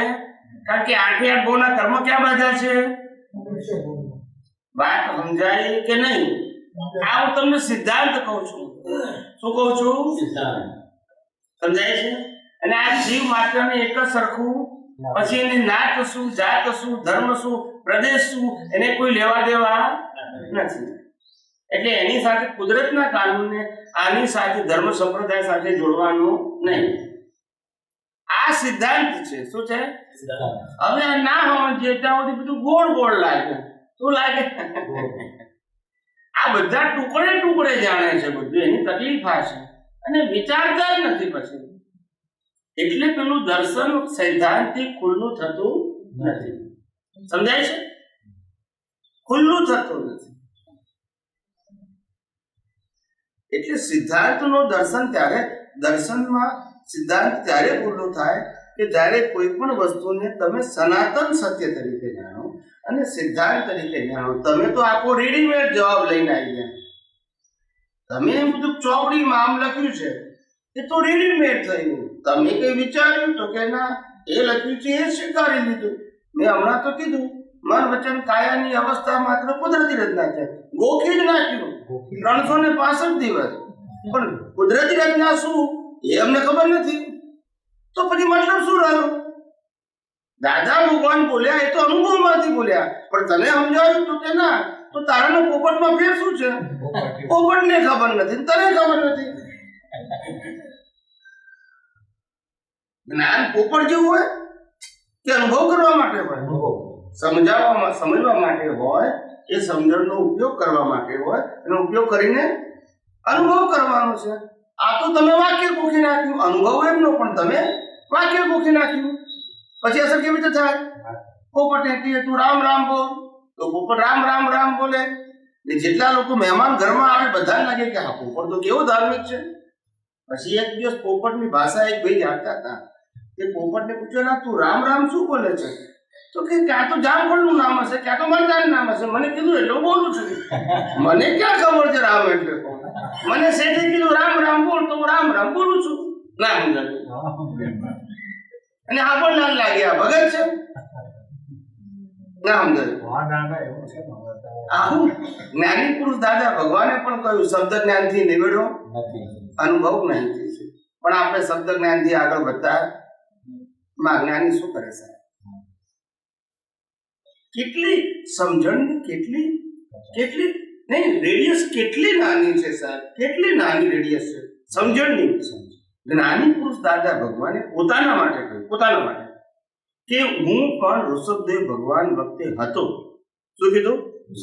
એટલે આજથી આશરે એમના કહેવા પ્રમાણે 10 લાખ વર્ષ પહેલા, આપણે વર્ષમાં જવું નથી, એમને એને રિપીટ કરીએ છીએ. આપણે પોતાની વાત ઉમેરતા નથી. 10 લાખ વર્ષ પહેલા પણ અમે ઋષભદેવ ભગવાન એટલે કે તીર્થંકર ભગવાન પાસે હતા. એટલે જ્ઞાનની તો કોઈ કમી ના જ હોય ને તીર્થંકર પાસે. તોય કે છે અમને આ વ્યવસ્થિત શક્તિ સમજતા 10 લાખ વર્ષ થયા તીર્થંકરને મળ્યા પછી. અને આપણે એમ કહે છે કે મને 2 કલાકના જ્ઞાનમાં વ્યવસ્થિત સમજાઈ ગયું. આપણે તો કેટલા પાવરફુલ દાદા ભગવાન કરતા બેટા, એમને લાખ વર્ષો થયા, આપણે તો 1 કલાકમાં સમજાઈ ગયું. એટલે આપણે પાવરફુલ કહેવાય ને, બોલતા નથી. વિચારો આપણે ગમે તેને કહીએ વ્યવસ્થિત તો મને ખબર જ છે, એ દાદાને ખબર નથી, મને તો ખબર જ છે. એમને 10 લાખ વર્ષ થયા, મને તો 1 કલાકમાં સમજાઈ ગયું. આવું હોય આને સમજણ કહેવાય. અને આ સમજણથી નિવેડો આવે. હવે આમાંથી દશા પ્રાપ્ત થાય કે દશા બેહે? આ બધા દશા બેહી ગઈ પ્રાપ્ત થવાની જગ્યાએ. આવી વાસ્તવિકતા છે સાહેબ. કોઈને સમજાવ્યું જ નહીં. તમારા સિદ્ધાંત સમજવાનું એમને આપણને બેઝિક આપી દીધું. હવે તમે વિગતવાર તમે સમજો. જ્ઞાનીપુરુષ દાદા ભગવાને પણ 87માં પણ કીધું, વચ્ચે પણ કીધું કે અમારી આ દેહની તો એક મર્યાદા છે ને એની શક્તિની પણ શું છે? મર્યાદા છે. માટે અમારી પાસે જે ક્ષમતા હતી, શક્તિ હતી, એ પ્રમાણે અમે લોકોને કહી ચૂક્યા. પણ હવે ઝીણી ઝીણી વાતો, વિગતવાર વાતો અમારા આ આપતપુત્રો પાસેથી સમજી લેજો. પણ આપતપુત્રો સમજેલા હોય તો ને, બોલ્યા તો સાચું, એવું નથી કે ખોટું બોલ્યા. એનો આશય પણ સારો કે આજ નહીં તો કાલે સમજશે. ના સમજાય પણ સમજવાની પડી કોણે છે? આપણે કહીએ કે આ વિજ્ઞાન તમને પ્રાપ્ત થયું, અક્રમ વિજ્ઞાન. ક્યારે સમજવા પ્રયત્ન કરજો કે ના બધી આપતે વાળી વાંચી નાખી. એટલે હું સમજવાનું પૂછું તો વાંચવાનું ક્યાં કે છે? તો રામાયણ ને મહાભારત લોકોએ હો વખત વાંચી નાખ્યા, ગીતાએ વાંચી નાખી. હું વાંચવાનું ક્યાં પૂછું? તું સમજ્યા કેટલું? પાછું કોઈને બહુ પૂછે તો કે આમાં કાનો માત્ર ફેરફાર નહીં કરવાનો. હવે એને સમજાવવું એ કેમનું? આપણે માત્ર ગોખવાનું જોઈએ તેને કેમનું સમજાવવું? આ દશા થઈ લોકોની સાહેબ. વિચાર તો કરો. હું એ જોયા કરું છું. જ્ઞાની પુરુષ કેવા, જેની ગ્રેટનેસ કેવી, એટલા મહાન પુરુષ કે જેને હજારો વર્ષોથી જે ક્રમિક માર્ગ અને મિકેનિક માર્ગ ચાલતો હતો અને એનું પ્રભુત્વ હતું, એની વચ્ચે પોતે અક્રમ વિજ્ઞાનની સ્થાપના કરી. આ બહુ મોટું સાહસ કહેવાય. આ ઓર્ગની ના કહેવાય છે. વિજ્ઞાનની વાત કરવી એટલે બધા ધર્મોની વચ્ચે વિજ્ઞાનની વાત કરવી જબરજસ્ત સાહસ કહેવાય. પણ એ સાહસને પચાવનારા ભેગા ના થયા. એમનું તો સાહસ હતું જ, પચાવનારા, ડાયજેસ્ટ કરનારા, રિપીટ કરનારા ભેગા થયા. જેમ રામાયણ ને મહાભારત ને આગળ ને વેદાંત ને રિપીટ કરે, જેમ રિપીટ કરનારા તો થયા. અહીંયા આપતો વાળીને શું કીધું? રિપીટ ખ્યાલ આવ્યો ને? ડાયજેસ્ટ કરનારા ભેગા ના થાય, પચાવનારા. એટલે જો પચાવે ને તો પોતાનું મૌલિક નીકળે, અને ના પચાવે તો શબ્દોની કોપી. પચાવનારા ભેગા ના થયા છે. અને પ્રશ્ન પૂછો કેમ ના પૂછ્યું? જે કઈ હોય પ્રશ્ન ઉત્પન્ન દાદા તમે કહેવા શું માંગો છે, સમજાવો, એવું ના કહી શકે. એટલે એટલી આવડત હોય તો આજે અમે તમને નહીં અમને કોઈ અંદર નહીં કહેતા, આમ અમને સમજાવો તો પછી એમનું આખું ઘર થાય. આ તો ચીડા પણ વાત તમારી સાચી છે. પણ પ્રશ્ન પૂછવા માટે મારી પોતાની ક્વોલિફિકેશન જોઈએ ને. ક્વોલિફિકેશન વગર પ્રશ્ન કેમ ના પૂછું? આજે આપણે વાણી લખી, ચલો લખનાર વ્યક્તિ તો થોડી એજ્યુકેટેડ હતી, એવું નથી કે નથી. તો પછી જ્યારે લખે છે ત્યારે થોડીક વખતે થોડોક તો ઘર થાય ના થાય કે આ વસ્તુ છે શું, હકીકત કેવી છે દાદા ને કહો. તમારું લખી કરી એવું થયું. એટલે તમારો કહેવાનો મતલબ એમ છે કે જે પ્રિન્ટિંગ પ્રેસમાં જે ચોપડીઓ છાપે છે ને જ્ઞાન તો હોય જ ને. એ પ્રિન્ટિંગ પ્રેસમાં નહીં, લખનારાની પ્રિન્ટિંગ પેલા આથી લખી દે, પેલો છાપે છે, એક જ થયું ને. તો તમે કીધું એમ લખી નાખ્યું. જો મારી વાત ખોટી હોય તો કહો. તમારી વાત ખોટી નહીં. તો આજે તમે બોલ્યા અને તમે કહો કે ચલો હંસાબેન તમે લખો, મેં લખ્યું. પછી લખતી વખતે મને કોઈ પ્રશ્ન ઉભો થયો કે તમે સાહેબ તમારે પહોંચો પણ એનો અર્થ શું મને સમજાવો.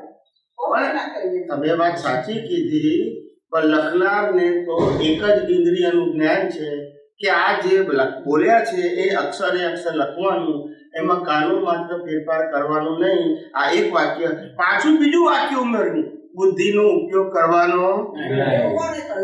આ બધા તમે સત્સંગ સાંભળો તો ખબર પડે ને.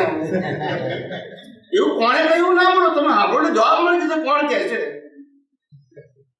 મારે નામ દેવાય તો વ્યૂ પોઈન્ટ કહેવાય. મારે શું કામ નામ દેવાની જરૂર? તમારે બધા વિડીયો દેખી શકો છો યુટ્યુબમાં, ત્યાં જવાની પણ જરૂર. આમ જુઓ ને, પણ તમે જુઓ તો ખબર પડે. કોઈ પણ મતલબ હું શું કહું છું, આ જગતમાં ખોટું પણ જાણો તો ખરા. તારે ખબર પડતું હતું કે સાચું શું છે? જાણ્યું નહીં કહેતી, પણ આજે મને એક સવાલ થાય. તમે મને કહ્યું કે તમારે અક્ષર લખવાનું બહુ એટલું તમારું બીજી વ્યક્તિ તમારી વચ્ચે સામે નાખવું કે પણ મારી બુદ્ધિથી તો પૂછ્યા બી તમે કહો છો વાત સાચી, પણ મને પ્રશ્ન કહો તો હું દાદાને પૂછી શકું કેમ ના પૂછું? તમે પૂછે ક્યારે? બંધ નજર કાઢે કુદરતી અવસ્થા છે, પણ કેવી રીતે? હા, પણ હું શું કહું છું, જો અત્યાર સુધી કોઈએ પૂછ્યું હોત તો જવાબ આવ્યો હોત કે ના આવ્યો? નથી આવ્યો માટે શું કીધું? કોઈ પૂછ્યું જ નહીં. બસ તો પછી જવાબ તો મળી ગયો. આ સવાલ દાદાનો પછી ક્યાં પ્રશ્ન? જો તાળો તો મળી ગયો, કોઈ પૂછ્યું નથી માટે આવ્યો નહીં. દાદા ભગવાન પાસે નતું એવું તો હું કહેતો જ નથી, પણ બહાર ના નીકળ્યું માટે લોકોને લાભ. એ તો હકીકત છે ને. આજે કૃષ્ણ ભગવાનની ગીતા નીકળી તો લોકોને લાભ થયો, રામની ગીતા ના નીકળી તો લોકોને લાભ ના થયો. રામ પણ જ્ઞાની હતા, એ મોક્ષ છે, પણ સંજોગ જોઈએ ને. કૃષ્ણ ભગવાનને સંજોગ મળ્યો, અર્જુન નતો ગીતા નીકળી. પેલા એમના પાસે જ્ઞાન હતું પણ સંજોગ નતો, એમ દાદા ભગવાન જ્ઞાન હતું પણ સંજોગ નતો. કોઈ પૂછનાર હોય તો નીકળે ને. એ બચારા કઈ થાકી ગયા કે સાયન્ટિસ્ટ ભેગા કરો, સાયન્ટિસ્ટ ભેગા કરો, સાયન્ટિસ્ટ ભેગા કરો, કઈ થાકી ગયા. પણ ભેગા થાય હિસાબ હોવો જોઈએ ને પાછો. ક્યારે આવ્યો? છેલ્લા વર્ષમાં દાદાનું 87 છેલ્લું વર્ષ કયું? 87. એ વખતે એમને 86 માં તો એક્સિડન્ટ ભયંકર થઈ ગયો હતો, અને પછી 87 માં એ લગભગ મોટે ભાગે અસત્તા હતા, લોહી નીકળી ગયું માટે એક્સિડન્ટ પછી. અને આખું 87 નું વર્ષ તો આખું એમનું અસત્તા અવસ્થામાં જ ગયું છે, માર્ગીની અવસ્થામાં જ ગયું છે, તાકાત વગરની, બોલવામાં તકલીફ પડે એવી અવસ્થા 87 ની હતી. અને 2 જાન્યુઆરી 88 માં તો દેવલે થઈ ગયું, 88 તો કાઉન્ટ કરવાની જરૂર નથી, 2 જાન્યુઆરી ને ગણવાની જરૂર નથી. હવે 87 ની વાત કરું તો 87 ના તમે જો પણ તમને કોઈ પણ ઓડિયો વિડિયો મળે દાદા ભગવાનના 87 ના કહું છું, 87 ના, તો એમાં 500,000 વખત બોલ્યા કે અમારી વાળની ટોચ જેટલું સાયન્સ બહાર ના પડ્યું. એવું બોલ્યા કે વાળની ટોચ જેટલું સાયન્સ બહાર પડ્યું, અને વાંચનારા શું કહે છે, અમને બધું મળી ગયું. હવે બેમાંથી એક તો ખોટું છે. સમજાય છે કે બેમાંથી તો ખોટું છે ને. તમે કહો છો બધું મળ્યું, ક્યાં તમે ખોટા છો, અને પેલા એમને કીધું વાળની ટોચ જેટલું એ ખોટા છે. બેમાંથી ખોટું છે ને. બે તો વાંચા ના હોય ને, કારણ કે બંને વાંચ્યું કેવા છે, વિરોધાભાસ ભાઈ. બોલો હવે એમાં શું થાય? હવે દશા પ્રાપ્ત થાય કે બે? પેલા કે નીકળ્યું નથી, ના કે છે મળી ગયું. હવે ચમત્કાર થી વધારે શું કહેવાય? અને વાસ્તવિકતા કહેવાય. જાણે અનુભવી પુરુષ પોતે જ કહે છે કે નીકળ્યું નથી, અને તમે માનો તો પછી એમાં ભૂલ પડી છે. માટે એમને તો પછી છેલ્લે 87 માં બહુ કીધું કે ભલે અમારું જ્ઞાન લીધું, આજ્ઞા પાડશું, આ બધા સંસાધનો ઉપયોગ કરશું, પણ છેલ્લે વિજ્ઞાન તો સમજવું જ પડશે. વારંવાર કીધું 87 માં, ચોગડ ધમથી સમજવું પડશે. એટલે છેલ્લે એમને ભાર આપ્યો. અને જ્યારે એમને વિજ્ઞાન શબ્દ બોલ્યા છે ત્યારે અક્રમ નથી બોલ્યા. શું નથી બોલ્યા? અક્રમ ને ક્રમ બંને માર્ગ કહેવાય. શું કહેવાય? બંનેમાં વિજ્ઞાન કેવું હોય? કોમન જ હોય. બે વિજ્ઞાન જુદા ના હોય, બે રસ્તા જુદા હોય. પછી એક જ થઈ જાય. બંનેમાં બે રસ્તાઓ પ્રિન્સિપલ તો એક જ હોય, યુનિવર્સલ એક જ હોય. આપણે ક્રમિક માર્ગમાં કર્મનો સિદ્ધાંત અને અક્રમમાં જુદો હોય. ક્રમિક માર્ગમાં પુનર્જન્મ માને તો અક્રમમાં જુદું હોય, પુનર્જન્મ સિદ્ધાંત જુદો હોય. ક્રમિક માર્ગ વાળા કે આટલું હતી પાણી થતું, અક્રમમાં જુદું હોય. કુદરતના સિદ્ધાંત જુદા હોય ના જ હોય. એટલે અક્રમ અને ક્રમ બંને પાથ છે. શું છે? અને બંનેમાં વિજ્ઞાન શું છે? કોમન છે. એ વિજ્ઞાન સમજવાનું હતું, પણ આપણે તો રસ્તાને સમજ્યા ખાલી, વિજ્ઞાન સમજે નહીં. એટલે ભેદ પડી ગયો. શું પડી ગયું? આ અમારું ને તમારું.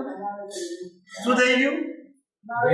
તો અમે તો છેલ્લા 10 વર્ષથી ક્યારે, છેલ્લા 10 વર્ષથી કોઈ 15 વર્ષથી અમે ક્યારે ક્રમ અક્રમની વાત જ નથી કરતા.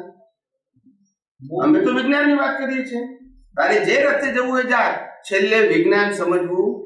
અને વિજ્ઞાનમાં ક્રમ અક્રમ હતું. વિજ્ઞાન એટલે સનાતન સત્ય. શું કહ્યું સત્ય? બસ એ છેલ્લું છેલ્લું, એનાથી આગળ હોય કશું? સનાતન સત્ય પછી કે આગળ હોય જ નહીં. એટલે આ વસ્તુ, એટલે આ હું છેલ્લા 7-8-10 વર્ષથી બોલતો હતો, 12-14 વર્ષથી હમણાં એક ભાઈ હમણાં એટલે 6 મહિના પહેલા એક ભાઈએ મને આપતાવાણીનું કાગળિયું મોકલ્યું કે સ્વામીજી તમે કહો છો એ જ આપતાવાણીમાં લખ્યું છે તે હમણાં મોકલાયું આપતાવાણી 12 11 કે 12 ભૂલી ગયો મને ખબર કારણ કે મને વાંચે 6 મહિના થઈ ગયા આપતાવાણી 12 ભાગ 2 અને પાન નંબર 77 11 કે 12 ભૂલી ગયો છું આપતાવાણી 12 ભાગ 2 અને પાન 77 એમાં દાદા ભગવાને કીધું ક્રમ અને અક્રમ બંને માર્ગ છે અને વિજ્ઞાન બંનેમાં સનાતન છે જે અમે આટલા વર્ષોથી કહીએ છીએ તે આમાં ટેલી થયું એમને ખબર નથી એવું નથી કીધું એમને તો ખબર હતી માટે તો બોલ્યા પણ સાંભળનારને ખબર ના પડી એમને માન્યું કે આ ક્રમિક માર્ગ જુદો અને અક્રમ વિજ્ઞાન જુદું એ જુદું છે નહીં બંને રસ્તા જુદા છે બંનેમાં વિજ્ઞાન તો એ ના સમજાયું એટલે પછી આ ભેદ પડ્યા એટલે અમે અત્યારે આધ્યાત્મ વિજ્ઞાનમાં વિજ્ઞાનની જ વાત કરીએ છીએ ક્રમ અક્રમની કરતા એ અમારો વિષય નથી તમે ક્રમ માર્ગી હોય કે અક્રમ માર્ગી હોય બંને અંતે વિજ્ઞાન સમજવું પડશે અને વિજ્ઞાન એ કુદરતના કાનૂન છે કોઈએ બનાવેલા નથી માટે મારે કોઈ વ્યક્તિનું નામ દેવું પડે કે આમનો કાનૂન એ સબ્જેક્ટ આધ્યાત્મ વિજ્ઞાનમાં આવતો અનુભવ કરનારા અનેક થઈ ગયા કુદરતના કાનૂનના સિદ્ધાંતોનો અનુભવ કરનારા અનેક થઈ ગયા પણ બનાવનારો કોઈ પેદા થયો નથી અને થવાનો નથી માટે કુદરતના કાનૂન કોઈ વ્યક્તિના છે પ્રશ્ન આવતો નથી સમજાય છે પણ કુદરતના કાનૂન અનુભવી શકો જો દ્રષ્ટિ હોય અનુભવવા માટે છે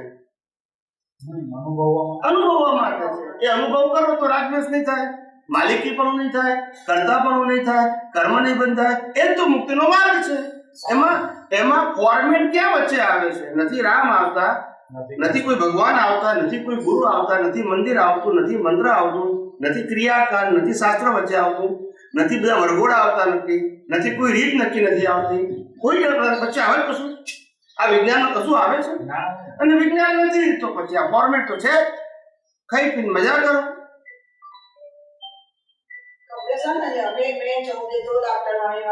પ્રશ્ન ઉભા થતા હતા પણ તે ઘડી સમાધાન જવાબ આપનાર કોઈ નતું તો પછી કોને પૂછીએ એવો સવાલ હતો પૂછે એટલે અમુક રીતે સમજાવતા હતા નથી સમજાવ્યું ના મનપસંદ કહાની મેં પૂછ્યું કે તારે મને શું કે ખબર મનપસંદ એટલે તમારે ઉદ્ગત છે તમારે મનપસંદ કયા શું કરે જોયા કરો જોયા કરું મનમાં વિચાર ગયા કરે છે શું આયા કરે આવે છે જાય છે પણ તમે બધા પૂછો છો ને ત્યારે અધૂરું પૂછો છો એવું પૂછવું જોઈએ કે એનો છેડો લાવવો જોઈએ તમને એમ કીધું કે એક મિનિટ તમને એવું કીધું કે મન વચન કાયા જોયા કરે બરાબર છે હવે આપણે તો જોનારો કોણ પૂતગલ જોઈએ પૂતગલ હા એવું કર તમે જાણે તમારે એટલે મળતું જોઈ શકે બરાબર ને એવું કરું મળતું જોઈ શકે ને જો પાછું આ કોઈ બીજો કેમ આપ્યો પછી તો તમારે આ કેવું પડે જો પૂતગલ જોતું હોય તો મળતું જોઈ શકે એટલે તમે પૂછવામાં વાહે પડ્યા નહીં બરાબર જો વાહે પડ્યા તો જવાબ આપો છેલ્લે પછી કેવું પડે કે મને ખબર એ તમારે પણ જોવાનું પછી કે હવે એકી વાતો આપણે મગજમાં રાખવાની નથી એ પૂછી ગયા હોય તો ખબર પડે ને મહાવીરનો મેં પ્રશ્ન પૂછેલો હતા મહાવીરનો બે શું કરતા હશે આપ તમે પણ જવાબ આપ્યો કરો મેળવવાનું શું કે પોતાના એક શરીરને એટલે પોતાની એક પુસ્તકને જોયા કરતા હતા પણ એમને તો સંસાર નતો તો કઈ શું જોતા હતા એવું પૂછેલું પણ પછી હજી આગળ વાત કરવી છે બીજા હું એમ કહું છું કે કહેતા ભી દીવાના સુનતા ભી દીવાના શું કરીએ તમારી આગળ આજે અમે જે છૂટી બોલી હું એમ કહું છું કે જ્ઞાનીઓ શું કહે છે અમે એક સમય માટે પણ આ શરીરમાં રહેતા નથી શ્રીમદ રાજચંદ્રએ કીધું છૂટે દેહાધ્યાસ હું દેહ છું એ જ છૂટે દેહાધ્યાસ તો નહીં કરતા તું કરું આ તો કે છે મહાવીર 24 કલાક દેહ નહીં છૂટા તો દેહ છૂટ્યો કેમ નો પણ આપણી પાસે એને જવાબ ગમે તે આપ્યો પણ જો આપણે જિજ્ઞાસા હોય તો એન્ડ સુધી જાઓ તો જ નિયરો આવશે એ તો તમને સમજી જ્યારે તમે અમારી જે મારી જગ્યાએ હો ને ત્યારે અમે લોકો તમને નવા હોય તો અમે થોડા પૂછતા પછી પણ અમે હતા જ ને અમને અમુક વખતે પછી આમ કે આજે માટે બીજી વાતે ચડ્યા એટલા મને તો સફળ પછી એ તો તમારે તમે કો આજે તમારે જો અમે છૂટી મળે એટલે તમે નવા માં એટલે બધા મહાત્માઓ આપણે પૂરો સાથે છૂટી ના કરી શકે ઘણી વાર એવો સવાલ આવે કઈ ચોપડી બીજી લાયા પાછું આમ તમારી ચોપડી કામ બધું લખી લાવવાનું આવો થાય એટલે આપણે ઘણા પૂછે આખી સભામાં બધા બેઠા હોય કોઈ સવાલ નથી પૂછતું તમે એવું કેમ ના પૂછ્યું કે દાદા ભગવાન બોલ્યા કઈ ચોપડીમાં છે એવું કેમ ના પૂછ્યું તમે લખી લાવો એમ નહીં તમે જે બોલ્યા એ કઈ ચોપડીમાં છે એવું પૂછ્યું તો દાદા ભગવાન બોલ્યા છે કઈ ચોપડીમાં છે દાદા ભગવાને જે બોલ્યા કે અમે જોઈને બોલીએ તો કઈ ચોપડીમાં જોઈને બોલ્યા એ મને કહેતા હતા તમે જે આકાવાણીમાં લખ્યું છે ને એટલે તમે વિચાર તો કરો એને બોલવું પડે ને કે અનુભવમાં પછી આવે નહીં એમ કહું છું રામ ક્યાંથી બોલ્યા કૃષ્ણ ક્યાંથી બોલ્યા મહાવીર કઈ ચોપડીમાંથી બોલ્યા તો જવાબ ના આપવો પડે ચોપડીમાંથી લખી લાવો કઈ ચોપડી છે હું એમ કહું છું કે મહાવીર કઈ ચોપડીમાંથી બોલ્યા તે શું બોલે જો હવે હશે છે આપણને તો આપણે ના પૂછી શકીએ પણ આપણે ગાળ થોડી દઈએ છીએ કોઈને એટલે કાચા છે એમ કોઈ એમ કે આપણી દશા બેઠેલી હતી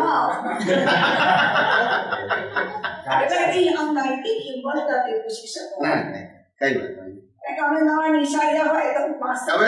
હવે તો હિંમત આવી ને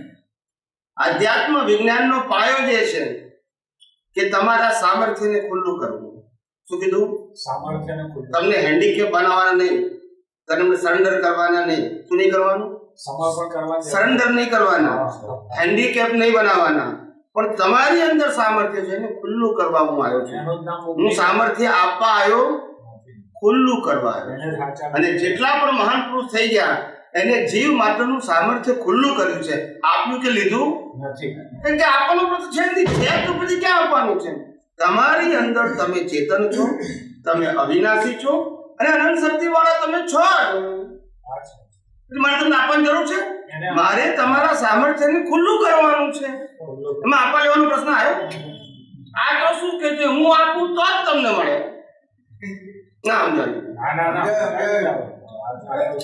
એટલે આ બધું સમજાયું નહીં તો તકલીફ થઈ આ બધી આજે હું આટલી ત્રાડ નાખું છું એટલે તો હવે ધ્રુજે છે બોલતા બોલતા કારણ કે ખબર પડી ગઈ કે હવે આ પોપટનું જ્ઞાન બોલીશું તો પકડનારા તો ભેગા થવાના છે કે બહાર બીજે બધે સાંભળનારા થઈ ગયા હવે શું કરીએ યુટ્યુબ પર આવે યુટ્યુબમાં આવે ટીવીમાં આવે હવે તમે ક્યાં બાંધશો એમને ક્યાં બાંધશો અહીંયા મારી પાસે ના આવે તો એ ઘેરથી બધા સત્સંગ જોઈ શકે ટીવી ઉપર યુટ્યુબમાં બધા સત્સંગ જોઈ જોઈએ હવે તમે એને ક્યાં પકડશો અહીંયા જવાનું નહીં જવાનું પણ ઘેર ઘરે બધું સાંભળે ને બધું હવે શું કહેશો હવે સાંભળે ને તમને પ્રશ્ન પૂછે તમે કહેશો ક્યાંથી લાયા કોઈ કૃષ્ણ ભગવાન જ્યાંથી લાયા ત્યાંથી હું લાયો બોલતા નથી આપણે અપમાન કરીએ છીએ આપણે અપમાન કરતા હોય તો બરાબર મને આ જવાબ આવડે છે કૃષ્ણ ભગવાન જ્યાંથી લાયા ત્યાંથી હું લાયો એ ક્યાંથી લાયા તમે કહો કારણ કે તમે તો સીટ ઉપર બેઠા તમને ખબર હોવી જોઈએ ને તમે અમને પૂછો તમને ખબર હોવી જોઈએ ને કે કૃષ્ણ ભગવાન ક્યાંથી લાયા ત્યાંથી હું લાયો અમારે માટે તે સમયે ભગવાન તરીકે હતા ભગવાન તરીકે બિરાજેલા છે જોતા હતા એટલે મૂળ મેં શું કીધું કે જ્યાં સુધી આપણી અંદર ભીખ અને ભય હશે ત્યાં સુધી પોતાના આત્માની ખુમારી પ્રગટ થશે જ્યાં સુધી આની ચિંતા છે રોજ બોલીએ તો કારા મરણાંત સંકટ મેં ટકે તે ટેકના ધરનાર છે પણ પાછી મરણની ચિંતા તો ખરી પછી કરવાનું શું પછી પોપટની જેમ બોલીને પછી એટલે તો મેં કીધું કે આ આધ્યાત્મ વિજ્ઞાન ખુમારી પ્રગટ કરવા માટે છે નથી કશું આપવાનું નથી કશું લેવાનું તમારું જે સામર્થ્ય તમારી જે શક્તિ અને તમારું જે શાશ્વતપણું શું કરવાનું છે એમાં આપવા લેવાનો પ્રશ્ન આવતો હું ખાલી તમને તમારી અંદર શક્તિ છે એને ખુલ્લી કરવાનું છું હું આપવા પણ નથી આવ્યો કશું લેવા પણ નથી આવ્યો મને ઘણા બધા કહે સ્વામી જેવા બધા મંદિરો બાંધે છે દાદા ભગવાનની પરંપરામાં બાંધે છે તમે કેમ નથી બાંધતા મેં કીધું હું આ પથ્થરના મંદિરો બનાવવા નથી આવ્યો, એ મારું મિશન નથી. હું તો આ જીવતા મંદિરોમાં પરમાત્મા પ્રગટ કરવા આવ્યો છું. જીવતા મંદિરો જેમાં પરમાત્મા છે એને શું કરવા આવ્યો છું? આપવા આવ્યો અને લેવા પણ આવ્યો નથી. પથ્થરના મંદિરો બનાવવા હું નથી આવ્યો અને એનો વિરોધી પણ અને મારો વિષય પણ. માટે કોણ શું કરે છે એ મારો વિષય નથી. મારું મિશન આ છે, આ જીવતા મંદિરોમાં જે પરમાત્મા છે એને પ્રગટ કરવા આવ્યો છું, ખુલ્લા કરવા આવ્યો છું. હું આપવા નથી આવ્યો. અનંત શક્તિ તમારી પાસે છે, એ સામર્થ્યને ખુલ્લું કરવા આવ્યો છું. હું આપવા નથી આવ્યો કે મારી હું તમને આપું છું. માટે મેં કીધું કે આધ્યાત્મ વિજ્ઞાનમાં કોઈને સરેન્ડર કરવામાં આવતું નથી, કોઈને હેન્ડીકેપ બનાવવામાં આવતું નથી. તમારું જ સામર્થ્ય તમે ખુલ્લી કરો, અનુભવો, એની ખાલી હું દ્રષ્ટિ આપું છું. શું આપું છું? દ્રષ્ટિ. That's it. ફિઝિકલી કશી લેવડ દેવડ કરતો, ખાલી દ્રષ્ટિ આપું છું. શું આપું છું? દ્રષ્ટિ. અને જે બી દ્રષ્ટિ એવી તમે દ્રષ્ટિ હશે એવી જ દુનિયા દેખાશે. એ એપ્લાય કરવાનું એ જ છે. હા, શું કહો છો? મારે વસ્તુ ના કહીએ તો મારા બાબતે બોલવા થયું. આપણે કમુદાદાનો ફોટો મૂકેલો. નામ નહીં બોલવાનું કોઈનું. હા, હવે હું શું છું? કોઈને વ્યૂ પોઈન્ટ લાગે ને, મારે શું જરૂર છે? એ લોકો ઉતારી નાખે તો મેં દ્રષ્ટિને પૂછ્યું કે ફોટો ક્યાં ઉતારે કમુદાદા? હું મળેલી છું કમુદાદા ગુરુ. મને કે મને આવો જે થયું એમનો કંઈક જીવનમાં પ્રસંગ સંજોગ આવ્યો એને લીધે કે હવે નથી આપણામાં એમ. એટલે એ વય સાચી તમે 21 માર્કે ગુગળ પહેલાં નીચે કમમાં મૂકો કે ના તમને આપતા પુત્ર આવવાનું ના પાડે છે. આપતા પુત્ર અહીં સત્સંગ કરવા આવવાનું ના પાડે છે. ચિત્તરંજન અને આવવાનું ના પડે છે, ફોટો ઉતારવાનું કહે છે. ફોટો નહીં, ફોટો હોય તો નહીં આવીએ. એટલે તમારી વિતરાગતામાં ફોટો નડે છે. હા, એમને હું તો એમને જાતે પ્રશ્ન મળેલી છું. કહી છું એમને ઘરે પગે લાગી છું, ફોટો છે મારી સાથે, આશીર્વાદ આપ્યા છે. પણ મને ત્યાં એવું કહ્યું કે એવું નહીં. આજે આપતા પુત્રોને શું વાંધો આવે છે? અત્યાર સુધી હારે માણસના સંજોગો પર ઉદય કરવાનો એમનો ફરે ભોગવે છે. તમે એને આત્મા રૂપે અને શુદ્ધાત્મા રૂપે કહો છો તો એ દ્રષ્ટિએ તો જુઓ. એટલે આપણે એ જ કહું, એમની વિતરાગતા આવે છે. એટલે વિતરાગ નથી મૂળ, એનો મતલબ એવો થયો. આ શું કહે છે? આવો ચાલતો તો મારે એ શું કહેવા માંગે છે? એ એવું કહેવા માંગે છે કે કૃષ્ણ ભગવાને મહાભારત કરાવ્યું માટે હું ભગવાન નથી માનતી. રામે રાવણ સાથે યુદ્ધ કરીને લાખો લોકોને માર્યા માટે હું નહીં. એટલે તમારા ઇક્વલ કહું છું, ઇક્વલ. તમે જે સ્ટેટમેન્ટ કરો છો ને ઇક્વલ આવું કહેવાય કે કૃષ્ણ ભગવાને રામે લાખો માણસને મારી નાખ્યા રામાયણ સાથે રાવણ સાથે યુદ્ધ કરીને માટે હું ભગવાન નથી માનતી. કૃષ્ણ ભગવાન 1600 રાણીનો પાડ્યા એટલે હું નથી માનતી. બસ બધી એવું થયું ને. પછી આ ખોટા વાળાએ ભૂલ કરીને મને નથી માનતો એ થયું ને. એમને ગુનો કર્યો, આ લોકોએ ગુનો કર્યો છે. યસ કે નો? વ્યવહાર તો ઇક્વલ, એમનો પણ ઉદય કરવો તો અમને ઉદય, પણ બંને ઇક્વલ જ છે ને. જો આની ભૂલ છે તો આની ભૂલ નહીં, બોલતા નથી. પણ ત્યાં વાંધો નથી અમને, કૃષ્ણ મૂકો તો આમનો જ વાંધો છે. પણ તમને પૂછતા આવડ્યું? તમે પૂછો એવું કે પેલા એક જવાબ આપવા માટે મજબૂર થવું પડે અને નહીં તો પછી માફી માંગી લે. ના, હવે મારી પાસે જવાબ એવું તમારે પૂછવું જોઈએ. એન્ડ આવે શું આવે? આ તો પૂછનારા પૂછવું જાય તો પછી આપણે શું કરીએ? હું કહું છું તમે પૂછનારા એવા પાવરફુલ હોય કે જવાબ આપનારો પૂછવું જાય. છેલ્લે કેવું પડે કે હવે મારી પાસે જવાબ નથી. એવું તમારું સામર્થ્ય જે બાબત માટે પૂછવા માંગતો એમાં ક્લિયર હોવું જોઈએ, છેક સુધી, એન્ડ સુધી. અધવચ્ચે એક વાક્ય ઉપાડીને પ્રશ્ન પૂછી લો એનો મિનિંગ નથી. ના તમને ફાયદો થાય, ના એને ફાયદો થાય, ના સાંભળનારને ફાયદો થાય. તમે કોઈ પણ વસ્તુના એન્ડ સુધી જાઓ ને તમે મર્મ નીકળે. શું નીકળે? એટલે લોકો વિચાર, તમારા પ્રશ્નને આધારે એ જે સંવાદ થયો હોય એની લોકો વિચાર કરતા થાય. આજે હું કહું કે XY જેવી વ્યક્તિએ આવા મહાન પુરુષ તરીકે લોકો એને માનતા હતા, પૂછતા હતા, એને આવું કર્યું અને માટે હવે એને નથી માનતા. અમે આવું તમને કોઈ સ્ટેટમેન્ટ કરે ઓફિશિયલી તો તમે કહો કે રામે પણ રાવણ સાથે પોતાની પત્ની માટે યુદ્ધ કરી લાખો લોકોને મારી નાખ્યા માટે આપણે નહીં માનવાના ભગવાન. તમને જવાબ આપો, અસવાન નહીં કહેવાનું. તો શું બોલે? જવાબ આપણે જ ના આપણે હવે એટલા ગુના તો આ માણસે નથી કર્યા તો છતાંય તમે પ્લાન ભગવાન માનો. અને એની કારણ શું એમ મને કોને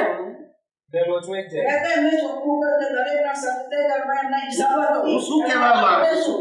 એ ચીલા ચાલુ શબ્દોની કોઈ અસર ના થાય. હા,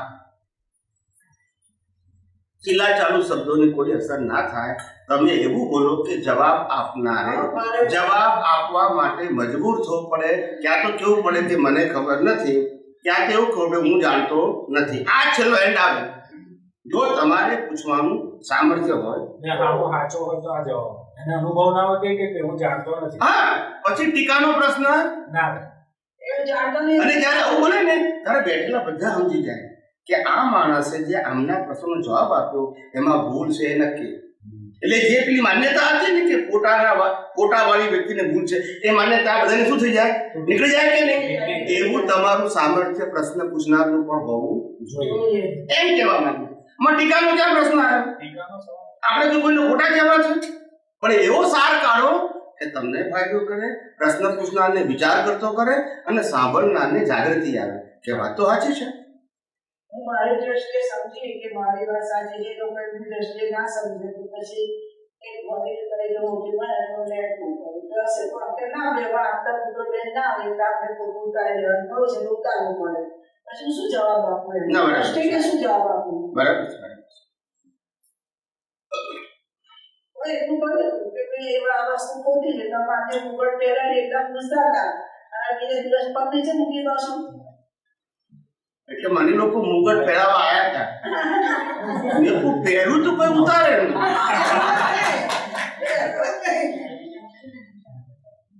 હા, મને તો આ હાર પહેરાવે ને બધા તો હું તો પાછા આપી દઉં છું. પણ અમારા આજથી 3-4 વર્ષ પહેલા અમારી વર્ષગાંઠ હતી ને, એમાં બધાએ આવા હાર પહેરાયા, કોઈએ ફૂલ આપ્યો, બધું કર્યું જાહેર પ્રસંગમાં, સત્સંગમાં. પછી એક બેન હતા, એ પટેલ હતા, એ કે હું બીજાનું થોડું આપું, હું તો મારું જ આપું કે છે. તો એને છેલ્લે સોનાનું ચેન આપ્યો પહેરાયેલો, એમાં ભગવાનનું પેન્ડલ હતું, એક બાજુ સિમંદર સ્વામી, એક દાદા, એવું પેન્ડલ હતું, એવું સોનાનું છે, એ પહેરાયું. બધાની માળા તો મેં પાછા આપી દીધી, એનો ચેન ના આપ્યો, પહેરી રાખ્યો. પછી સત્સંગ શરૂ કર્યો. પછી 2 કલાક થયા એટલે પતી ગયા, એટલે બેન દર્શન કરવા આવ્યા એટલે મેં એમને કરાવી દીધો. હા, એટલે પછી બેન કે સ્વામીજી રાખો કે છે. મેં કીધું ના, મેં રાખ્યો તો ખરો, હવે તમને પાછો આપી દઉં છું, મારી ભેટ. તો કે ના ના ના કે છે, આ તો દાદા ભગવાનનો ફોટો છે, સિમંદર સ્વામી, મારો બહુ ભાવ છે, રાખો કે છે. તોય સમજાયા, તોય કે છે ના ના રાખો કે છે, પૈસાદાર. મેં કીધું આ હાર તમારો ભાવથી પહેરાયો તો એને પહેર્યો અને તમને આપી દઉં છું. હું કાયમ માટે એટલા માટે પહેરવા નથી માંગતો કે માણસ લગ્ન કરતી વખતે એક વખત હાર પહેર્યા પછી ખો ભૂલી જાય છે. માટે હું કાયમ માટે પહેરવા માંગતો. તમારો ભાવ હાચવી લીધો, પતી ગયો. ના અંદર એટલે હું હમજપૂર્વક બોલું છું, ત્યાગ નથી કરતો. સમજાય છે કે દરેક વસ્તુ પાછળ આપણી સેન્સ હોવી જોઈએ. શું હોવી જોઈએ? રેન્ડમ નહીં આપવા જોઈએ, ટીકા પણ નહીં કરવી જોઈએ, અવેરનેસ હોવી જોઈએ. એ અવેરનેસમાં એવું બોલો કે સામેવાળાને પણ જાગૃતિ વધે, એવું બોલો. ટીકા નહીં કરવાની, કોઈ જાગૃત કરવાના. શું કરવાના? ટીકા એ આપણો અધિકાર નથી. ના, એટલે ખાલી આ તો કહું છું, તમે કરો છો નથી કહેતા. આપણું કામ કોઈની ટીકા કરવાનું નથી, પણ જાગૃત કરવાનું છે. અને આશય પણ આ જ રાખો, જાગૃત. મારું કામ કોઈની ભૂલ કાઢવાનું નથી, પણ એ ભૂલને ભૂલ સમજે એટલી જાગૃત કરવાનું. એટલે સમજવું ના સમજવું એની બધી છે, પણ મારો આશય ભૂલ કાઢવાનો ના હોવો જોઈએ. ભૂલ એ સમજે એના માટે હોવો જોઈએ. શેના માટે? સમજે, કે જેના આધારે એ ભૂલની પરંપરામાંથી મુક્ત થાય. સમજે તો મુક્ત થાય ને. ભૂલને ભૂલ ના સમજે તો મુક્ત ના થાય, એની એક પરંપરા ચાલુ રહે. આપણું કામ તમને અવેર કરવાનું છે. શું કરવાનું છે? મને ઘણા બધા લોકો કહે છે, મને તો કનુ દાદા ખબર નહીં હોય, જ્યારે કનુ દાદા અને નીરુબેન ઓફિશિયલ જ્ઞાન નતા આપતા. શું કીધું? ઓફિશિયલ ખ્યાલ આવે ને, અનઓફિશિયલ આપતા, તમે ઓફિશિયલ નતા આપતા, ત્યારનું મને જ્ઞાન વિધિ આપવાનું કીધું છે. નામ કનુ દાદા 92માં ત્યાં આગળ મંદિરની પ્રાણ પ્રતિષ્ઠા વખતે, એ વખતે મને ઓફિશિયલ નતા આપતા. ઓફિશિયલ ખ્યાલ આવે ને તો? હા, અનઓફિશિયલ જુદી વસ્તુ છે. તે વખતે મને કીધું કે તમે જ્ઞાન વિધિ આપવાનું શરૂ કરો, તમે તો શક્તિશાળી છો, તમારા માટે દાદા ભગવાને ઘણું બધું કીધું છે. તે વખતે મેં આ જ વાત કરી હતી કે હું કાયદા ભગવાન જે જ્ઞાન આપે છે એ જ્ઞાન વિધિ હું ક્યારે આપીશ નહીં. શું કીધું? ત્યારે એમને અનુભવ થયો એમની રીત, મારો અનુભવ મારી રીત, કૃષ્ણનો અનુભવ કૃષ્ણની રીત, રામનો અનુભવ રામની રીત, મહાવીરનો અનુભવ મહાવીરની રીત, મારો અનુભવ મારી રીત. માટે મારે એમની રીત સાચી છે ખોટી છે એ મારો વિષય, પણ મારે મને અનુભવ થાય એ મારી રીત હશે. ના સમજાય? નાના મૌલિક કહેવાય. પતી ગયું. આજે હું જે વાત કરું છું શું કરું છું? મૌલિક. મારી મૌલિક છે. મેં દાદા એ જ કહ્યું છે ને, એ આવું હેન્ડીકેપ બનાવવા જ નહોતા. એ તો નતા જ માંગતા. સમર્થ પુરુષ કે કરતા હશો હા, એ તો બધાને એનલાઇટન્ડ જ કરે. એટલે જે સાચા પુરુષો છે, એટલે આખો જે કોન્સેપ્ટ હતો જ્ઞાની પુરુષનો અંતરાશય, અંતર. એ અંતરાશય અત્યારે આ ખુલ્લો થયો. કે એમનો આશય આ હતો જે અત્યારથી ઢંકાઈ ગયો હતો, કવર થઈ ગયો હતો, એ અનકવર થયો. નવો નથી બન્યો, હતો જ, પણ ઢંકાયેલો હતો. તે શું થઈ ગયું? અનકવર. હવે બધા સમજી જાય તમારા શબ્દનો ઉપયોગ ના મળે છે. ના, મને હું મારા શબ્દો તો બોલતો જ નથી. હું તો કહું છું મને તે જે સમયે મૌલિક કરો કે કુદરતી કરો જે મને હું તો આ સનાતન સત્ય જે મને દેખાય છે હું બોલું છું. હવે તો ઉભા એમાં મારું પોતાનું છે એવું ક્યારે મેં કીધું કે આ અધ્યાત્મ વિજ્ઞાનમાં હું જે સિદ્ધાંતની વાત કરું છું એમાં એક પણ સિદ્ધાંત મારો પણ નથી અને દુનિયાની કોઈ પણ જીવતી વ્યક્તિનો નથી. એટલે કોનો છે એ પ્રશ્ન આવતો નથી, મારો નથી અને કોઈનો નથી. આ સનાતન સત્ય છે અને કુદરતનો કાનૂન છે. તમે રામકૃષ્ણ મહાવીર પોતે એના પહેલા આ કાનૂન હતો અને ભવિષ્યમાં આ, એટલે આ કોઈ વ્યક્તિનો કાનૂન છે એની હું વાત કરતો નથી. માટે માલિકીનો પ્રશ્ન નથી, પણ મને જે આ કુદરતનો કાનૂન જે અનુભવમાં આવ્યો છે, દર્શનમાં આવ્યો છે, એ હું જેમ છે તેમ તમને કહું છું. જગત સ્વીકારે યા ના સ્વીકારે એ મારો વિષય નથી, એમનો વિષય છે. પણ મારે સનાતન સત્યથી કશું ઉમેરવું નહીં. શું કીધું? બસ જગત સ્વીકારે કે ના સ્વીકારે, હું આ જગતમાં લોકોને ખુશ કરવા નથી આવ્યો. ના ખુશ ના થાય એટલું જોઈ લેવાનું. શું કીધું? બસ ખુશ નથી કરવા માંગે. કારણ કે રામકૃષ્ણ મહાવીર પણ એમના પત્નીઓને ખુશ કરી શક્યા નતા. માટે ખુશ કરવું એ કે મારો વિષય નથી, ના ખુશ કરવું એ મારો વિષય નથી. હા, જેમ છે તેમ કેવું, ના સ્વીકારવું તો ના સ્વીકારે, એમની મરજીની વાત છે. હું તો મારા અનુભવને હું શેર કરું છું, શેર કરતો સ્વીકારો તોય તમારા માટે, ના સ્વીકારો તોય તમારા માટે. તમે મારી પાસે આવ્યા, પ્રશ્ન પૂછો એટલે હું તમને વહેંચું છું. હવે લેવું કે ના લેવું એ તમારી સ્વતંત્રતામાં આવે છે. પછી એવો ટાઈમ થઈ ગયો છે. વિડીયો હતો સ્વપ્નું રાત્રે આવે છે, આત્મા પડ્યા સ્વપ્ન તમે જો આંખ ખુલે બીજું સ્વપ્ન ચાલુ થાય. વાસ્તવિક એવું લાગે આપણે સત્ય આમાં જીવીએ વ્યવહાર સ્વપ્નમાં દિવસે જે જોઈએ એવું લાગે કે આપણે વાસ્તવિક છે આમાં. એટલે વ્યવહાર આપણે એવું લાગે આ છે હું છું, પણ પછી પાછું વિચારું હું આત્મા એમ કરતું કે આ ઉદય આજે હું તમારી સાથે બેઠો, ઉદય કહ્યું તમારા ભેગા કરું તો શું ભ્રમ પૂર્ણ કેમ દ્રષ્ટિ નહીં બદલાતી, ઘડી ઘડી બદલવી પડે. શેનો ભ્રમ તોડવાનો છે? ના સમજ પડી. તમે પેલા સપના કયા પ્રકાશમાં દેખાય ત્યાંથી વાત શરૂ કરી, બરાબર છે? હવે તમારો પ્રશ્ન કઈ જગ્યાએ દેખાય છે એ સ્વપ્ન તમે કહો ના, દિવસ રાત બે સપના જ છે. પેલું લાંબુ સપનું, આ ટૂંકું સપનું. રાતનું સપનું ટૂંકું છે, ના દિવસનું સપનું લાંબુ છે. આવું મેં કીધેલું. અને એને સપનાના પ્રકાશ સાથે કોઈ લેવા દેવા નથી. વાસ્તવિક સાચું લાગે છે કે આ સ્વપ્નું છે કે વાસ્તવિક આ લોકો છે. જો આત્મા ના હોય તો બધું જડ થઈ જાય. સપનું એટલે શું? એની વ્યાખ્યા શું? સપનું એટલે રાતે જે રીતે સપના જતો ને રાત દિવસની વ્યાખ્યા પૂછું છું, પછી સપનાની વ્યાખ્યા શું એટલું ખાલી પૂછું. એક બેન ત્રણ લીટી બોલી જવાનું.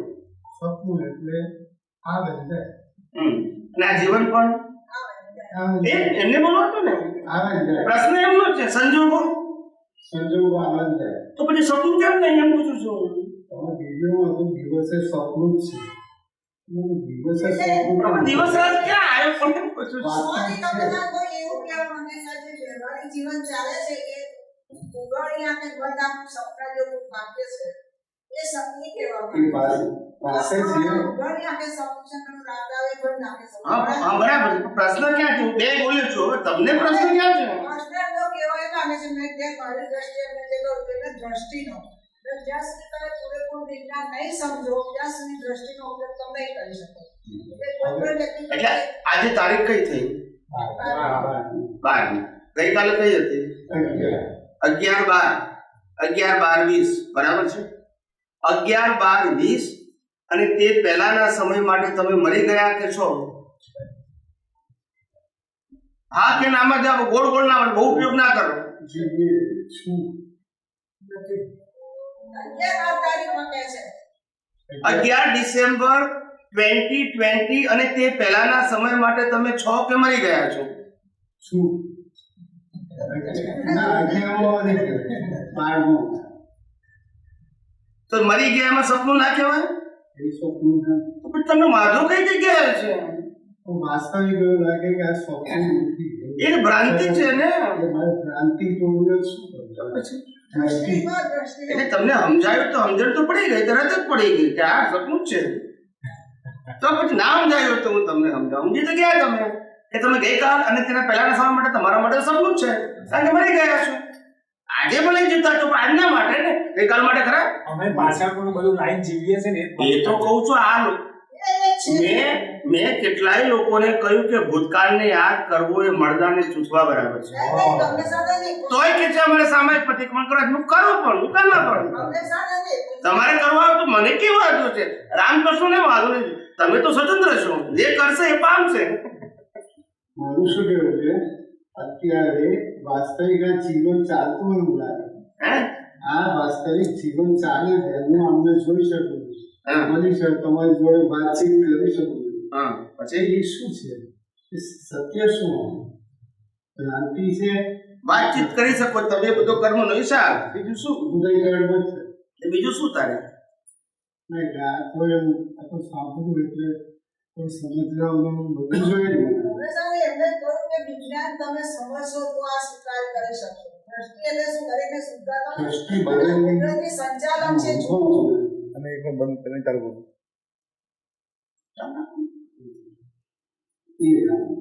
હા એટલે જે વિજ્ઞાન તમે કહો છો ને દ્રષ્ટિ જોવાની દ્રષ્ટિ એ દ્રષ્ટિનો અનુભવ તેને થતો એમ કહેવામાં આવે છે